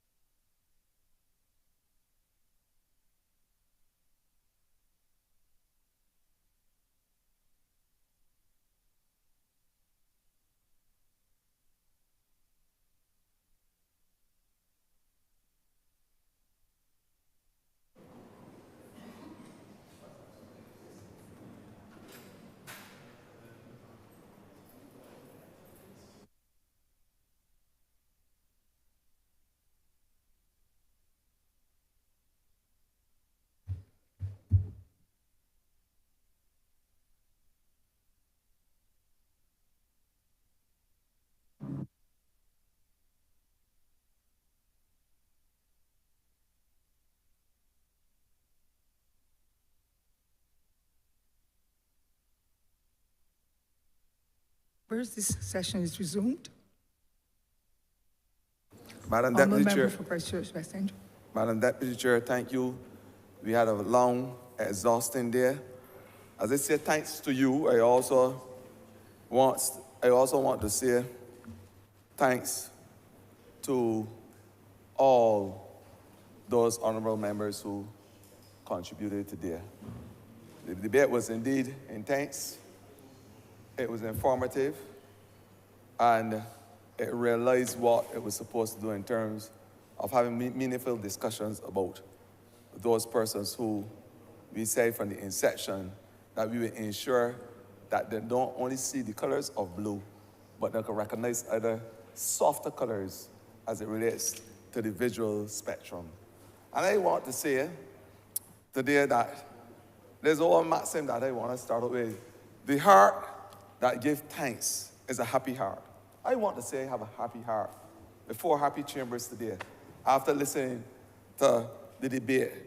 A debate which touched on many, many issues as it relates to our fishing. But I want to make some corrections because it's important that truth be told to power. As I say thanks to CPC as well for the hard, diligent work that they have been doing with a number of legislation, I want to say thanks. And she has been here since the nascent hours of the morning, bearing with us to give guidance and advice.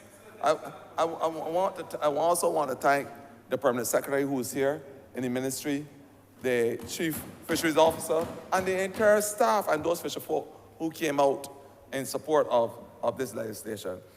But since in the spirit of giving thanks, let us not forget those persons who donated unreservedly to the Benevolent Fund. Those persons, and I want to call them by name, the Contrast Foundation, they give $25,000.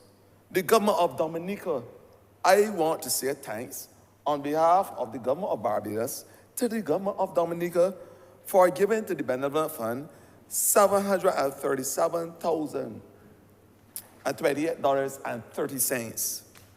In the Kwan Soon, he gave $1,990. Government of the Bahamas, $200,000. Cayman Islands, the Cabinet Office of the Cayman Islands, $400,000. CAF, which is the Development Bank of Latin America and the Caribbean, $500,000 or $500,000.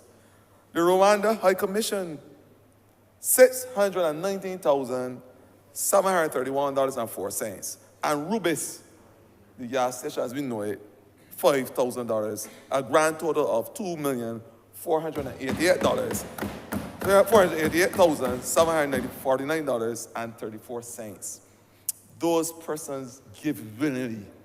And I want to say thanks on behalf of my ministry and certainly the government of the day.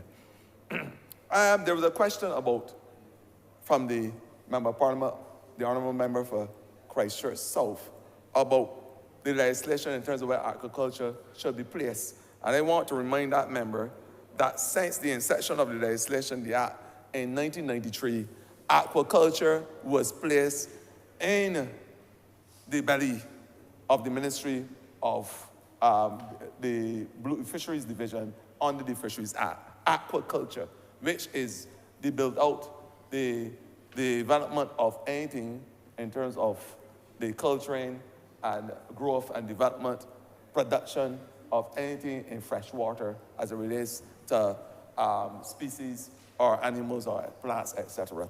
And that was the aquaculture bill. As I said, it started in that ministry. It continued even when you had the amendment in 2000. And I must dare say that it is now in this legislation.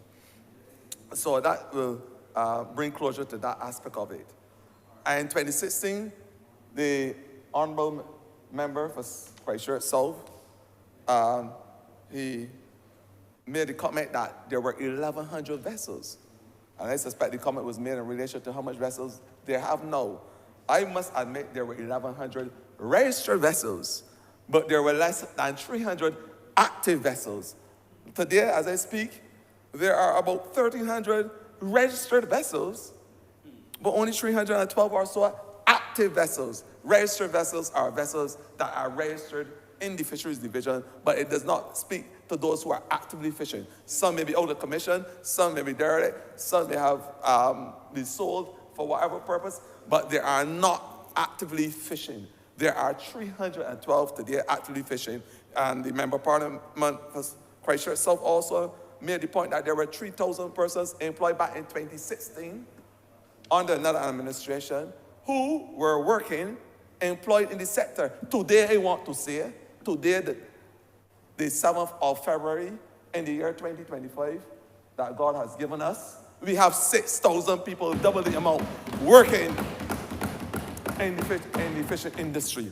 I want to also say, because special mention was made of Section 5, which is this legislation speaking to the fact that we should have data collection. I want to say the importance of our data collection and our interest in collecting data is so that we can give account for our fisheries sector as it relates to our GDP, our growth. And so we can have that information and the right figure so that we can bring the truth as it relates to our GDP. And I want to say that that is the importance of, so we are not nitpicking, we are not in a witch hunt mechanism, trying to get information that is not important. We are using it because we understand the importance when we are speaking about GDP across this country. I want to also say that we've spoken about the insurance, and the Member of Parliament for St. Michael South, he gave us the chapter, verse, and scripture as it relates to insurance and the importance of having insurance as part of that, this whole bill dimension. I want to also say that for the good women in our fisheries sector, they're not need to fear about anything. Those that are young or old, because this minister is taking care of every single one of them. And I want to support and let Barbadians know that the Central Fish Processors Association in Bridgetown, that group that is responsible, that they do a fantastic job in terms of our just transition to a circular economy out of our fish offal and fish silage. I want to say to them to continue with zeal, zest, and gusto and energy, because they are doing a good work on behalf of this country as it relates to ensuring that we get profit from that which would normally go into our landfill. So they are reducing our landfill space, reducing the emission of biomethane and all those harmful gases, along with ensuring that at the end stage of production, that we have something viable that can go back into our circular economy, because they are now making fertilizer, liquid fertilizer, out of fish offal. And I want to commend that all-female group, since this government is not doing anything for females, in partnership with FAO. That is what we are doing. Madam Deputy Chair, I won't belabor this chamber, but there's one thing I must comment about, and that is the fact that there was the accusation that there is a fish shortage in this country. I want to refer to the figures that were sent to me from the Fisheries Division. A fish shortage in this country, and yet, to date, we have recorded in terms of flying fish, 443,524 pounds thus far. We have, in terms of tuna, 365,050 pounds. Dolphin fish, 211,439 pounds. Amber fish, 70,870 pounds. And of course, barracuda, 58,376 pounds. Where is the shortage? And I want to go further, because you always compare with the year in front. In the year 2023, we're talking about estimated landings as it compared to this year. 2023, because there's a claim by the Member of Parliament for Christchurch South that there is a shortage of fish in Barbados. In 2023, the landings for flying fish, in terms of tons, the landings I see here, we landed 178 tons. So far for last year, there was the landing and the figure here is 273. So you move from 178 to 273, yet there is a fish shortage in this country. Dolphin fish, landed for 2023, 144. Just gone down a little bit, 127 last year. The kingfish, last year in terms of tons, you had, in year 2023, 12 tons. In the year 2024, 22 tons, an increase, yet there's a fish shortage. In terms of shark, the year 2023, you have 5 tons landed. Last year alone, 12 tons. We are at the beginning of 2025. Tunas, in 2023, 223 tons. This, last year, 2024, 211. Where is the shortage, please? And the estimated landings for billfish, 29 tons in 2023, 24 in 2024. I can go on and go on and go on and show that there's very little separation in terms of quantities landed since 2023 till now. So to say that there's a fish shortage, Madam Deputy Chair, I will have to refute that because the evidence does not suggest that that is the situation in Barbados as I speak. I want to also thank those fisherfolk who have stood the course with us. The journey may not be for the swift, but it is indeed for those who can endure. And they have endured with us. They have shown that they have resilience, that they can mitigate the challenges that they may be faced in life, that they can adapt to the vagaries, and that they have the fortitude to survive against all obstacles. I am saying to them that we will continue to walk at their side in partnership because we understand that partnership, although it may sound like a big word, it essentially means having the wherewithal to walk side by side with persons to be able to carry them in their journey on their destination. We have a candle burning in this government and the dark tunnel of any industry, and that candle is the candle of hope. The candle of hope will guide the fishermen to fertile ground. And I am saying that this government will continue to put our sweat expenditure to ensure that this industry, that those in the blue hydrosphere can now understand and appreciate the other colors of the visual color spectrum, including red. Ladies and gentlemen, Madam Deputy Speaker, I am obliged. Thank you.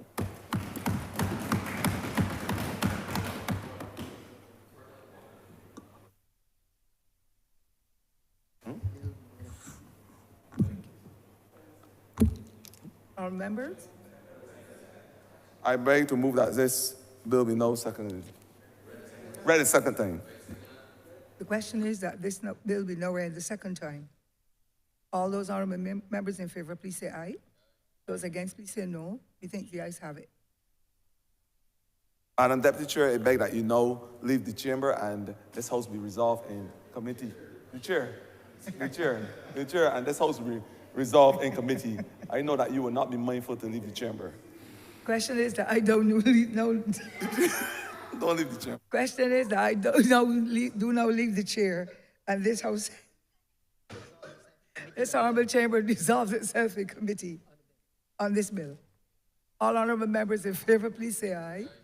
Those against, please say no. We think the ayes have it. This honorable chamber now stands in committee.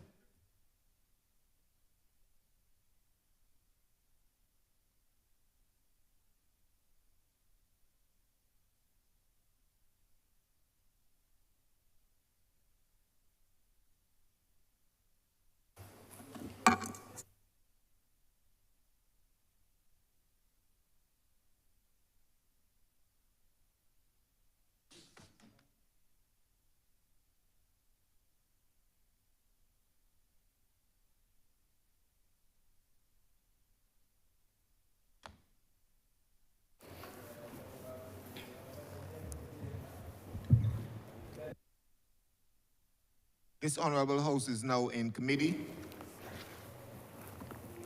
Mr. Chairman, this bill has 444 clauses and I think 45 parts. So in an attempt to shorten the process, we're going to call a chunk of parts.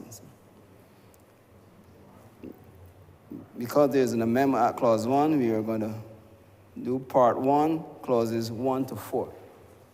There's an amendment at clause 1. Chair, I beg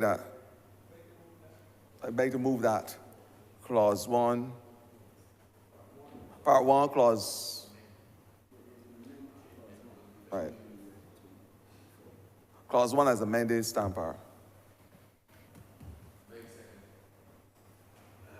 The question is that part 1, clauses 1 to 4 as amended, stand par. All honorable members in favor, say aye. Honorable members against, say no. Methinks the ayes have it.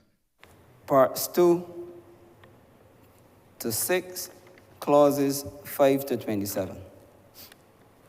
I beg that part 2 to 6, clauses 5 to 27, stand par.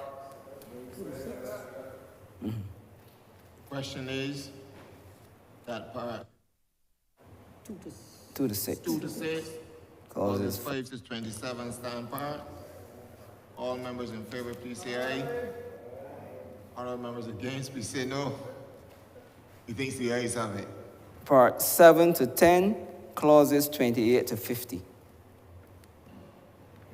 I move that clause, part 7 to 10, clauses 28 to 50, stand par. Question is that part 7 to 10, clauses 28 to 50 stand par. All honorable members in favor, say aye. All members against, say no. Methinks the ayes have it. Parts 11 to 15, clauses 51 to 126. Mr. Chair, I beg that part 11 to 15, clauses 51 to 126, stand par. Question is that part 11 to 15, clauses 81 to 126. 51 to 126 stand par. All honorable members in favor, say aye. Honorable members against, say no. Methinks the ayes have it. Part 16 to 20, clauses 127 to 222. Mr. Chair, I beg that part 16 to 20, clauses 127 to 222, stand par. The question is that part 16 to 20, clauses 127 to 222 stand par. All honorable members in favor, say aye. Honorable members against, say no. Methinks the ayes have it. Parts 21 to 26, clauses 223 to 275. Mr. Chair, I beg that part 21 to 26, clauses 223 to 275, stand par. The question is that part 21 to 26, clauses 223 to 277. 275 stand par. All honorable members in favor, say aye. All members against, say no. Methinks the ayes have it. Parts 27 to part 35, clauses 276 to 348. Mr. Chair, I beg that part 27 to part 35, clauses 276 to 348, stand par. The question is that part 27 to 35, clauses 276 to 348 stand par. All honorable members in favor, say aye. Honorable members against, you say no. Methinks the ayes have it. Parts 36 to 45, clauses 349 to 444.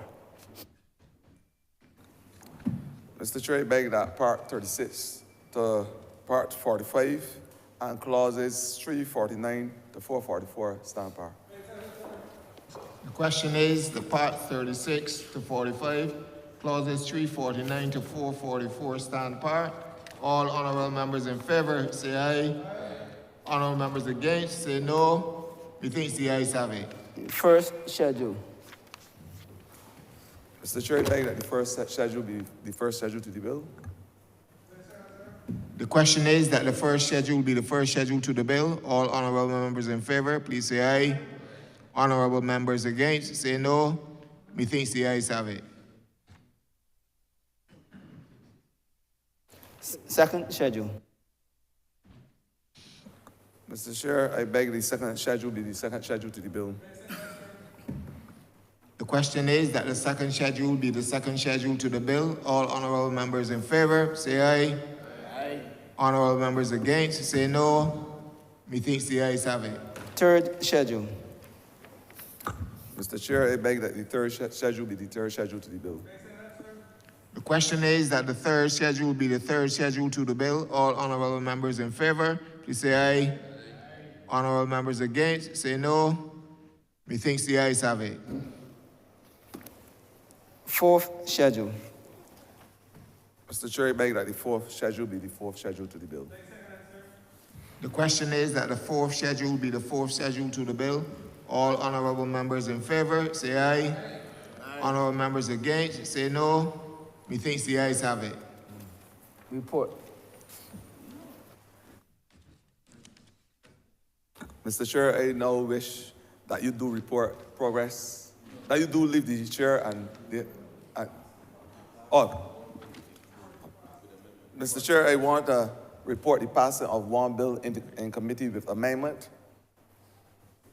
The question is that I do not report to Her Honor the Deputy Speaker the passing of one bill in committee with amendments. All honorable members in favor, say aye. Honorable members against, say no. Methinks the ayes have it.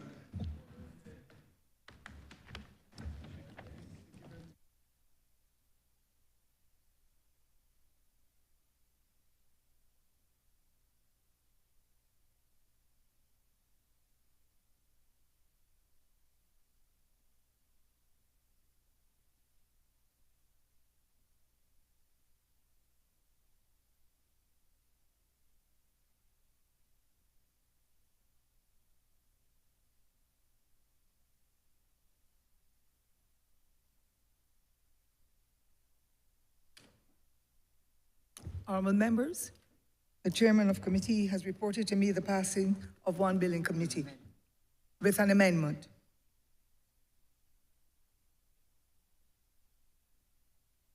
Madam Deputy Speaker, I beg to move that this bill be read a third time. The question is that this bill be now read the third time. All honourable members in favor, please say aye. Those members against, please say nay. Methinks the ayes have it.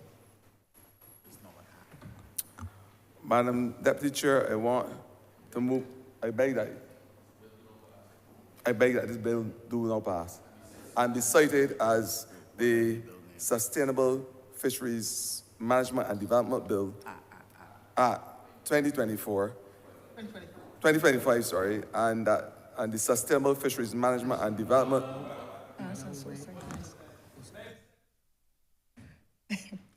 The question is that this bill be now passed and so cited. All honourable members in favor, please say aye. Those members against, please say no. Methinks the ayes have it. This bill is now passed and so cited.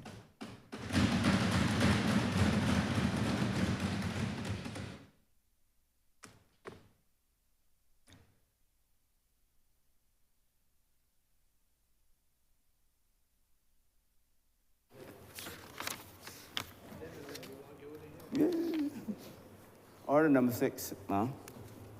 In the name of the Honourable Minister of the Environment and National Beautification, Green and Blue Economy, to move the second reading of the Sustainable Fisheries Management and Development, Seafood Markets and Businesses Bill 2024.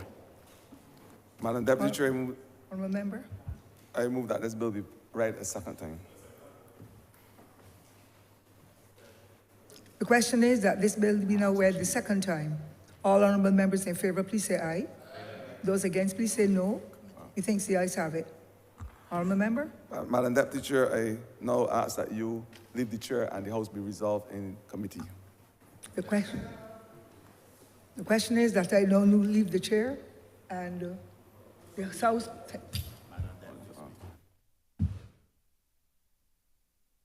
This House be in committee. All honourable members in favour, please say aye. Those against, please say no. Methinks the ayes have it. This honourable chamber is now in committee.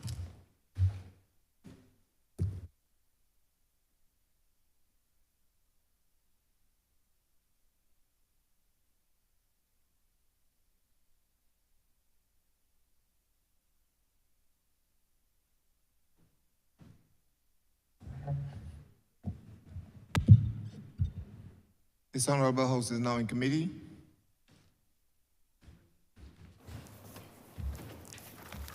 Mr. Chairman, similarly, this is not as long, but you call them parts as well. Part 1, clauses 1 and 2. Mr. Chair, I beg that Part 1, Clause 1 be amended with amendment and Clause 2 stand par. And the amendment is for 2024 to 2025. The question is that Part 1, clauses 1 to 2 with amendment stand part. All honourable members in favour, say aye. Honourable members against, say no. Methinks the ayes have it. Parts 2 to 4, clauses 3 to 20. Mr. Chair, I beg that Part 2 to 4, clauses 3 to 20 stand par. The question is that Part 2 to 4, clauses 3 to 20 stand part. All honourable members in favour, say aye. Aye. Honourable members against, say no. Methinks the ayes have it. Parts 5 to 8, clauses 21 to 45. Mr. Chair, I beg that Part 5 to 8, clauses 21 to 45 stand par. The question is that Parts 5 to 8, clauses 21 to 45 stand part. All honourable members in favour, say aye. Honourable members against, say no. Methinks the ayes have it. First schedule. Mr. Chair, I beg that the first schedule be the first schedule to the bill. The question is that the first schedule be the first schedule to the bill. All honourable members in favour, say aye. Honourable members against, say no. Methinks the ayes have it. Second schedule. Mr. Chair, I beg that the second schedule be the second schedule to the bill. The question is that the second schedule be the second schedule to the bill. All honourable members in favour, say aye. Honourable members against, say no. Methinks the ayes have it. Third schedule. Mr. Chair, I beg that the third schedule be the third schedule to the bill. The question is that the third schedule be the third schedule to the bill. All honourable members in favour, say aye. Honourable members against, please say no. Methinks the ayes have it. Report. Mr. Chair, I beg now that you report progress to Mr. Chair, I beg that you report the passing of one bill into committee to the Deputy Chair. Deputy Speaker. The question is that I do now report to Her Honour the Deputy Speaker the passing of one bill in committee with amendments. All honourable members in favour, say aye. Honourable members against, say no. Methinks the ayes have it.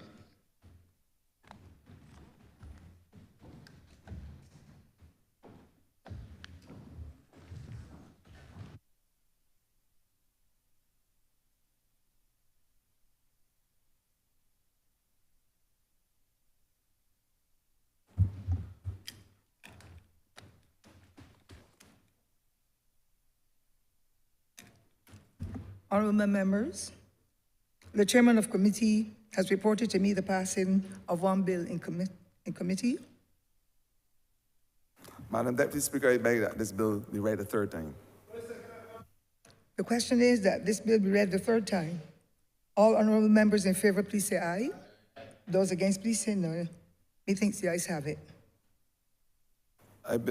Madam Deputy Speaker, I beg that this bill be now passed and cited as the Sustainable Fisheries Management and Development, Seafood Markets and Business Act 2025. The question is that this bill be now passed and so cited. All honourable members in favour, please say aye. All those members against, please say no. Methinks the ayes have it. This bill is now passed and so cited.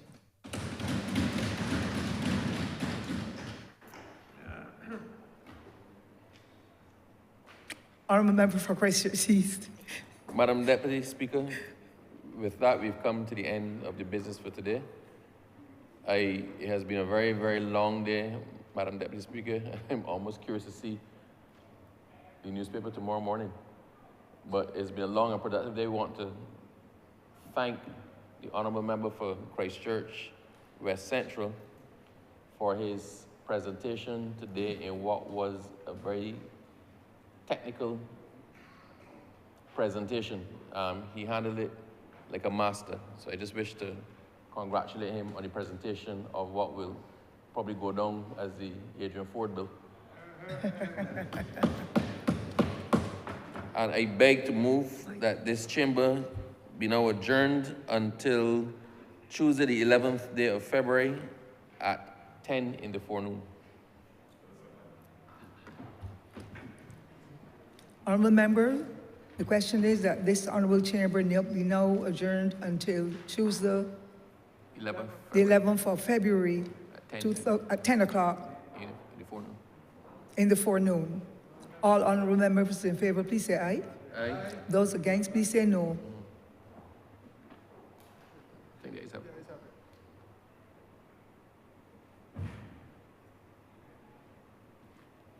No, they had ayes there. No. Aye. Oh, honourable members in favour, please say aye. Aye. Those against, please say no. Methinks the ayes have it.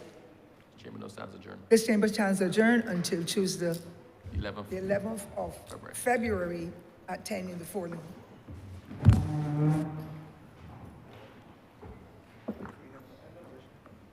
Yeah, for real.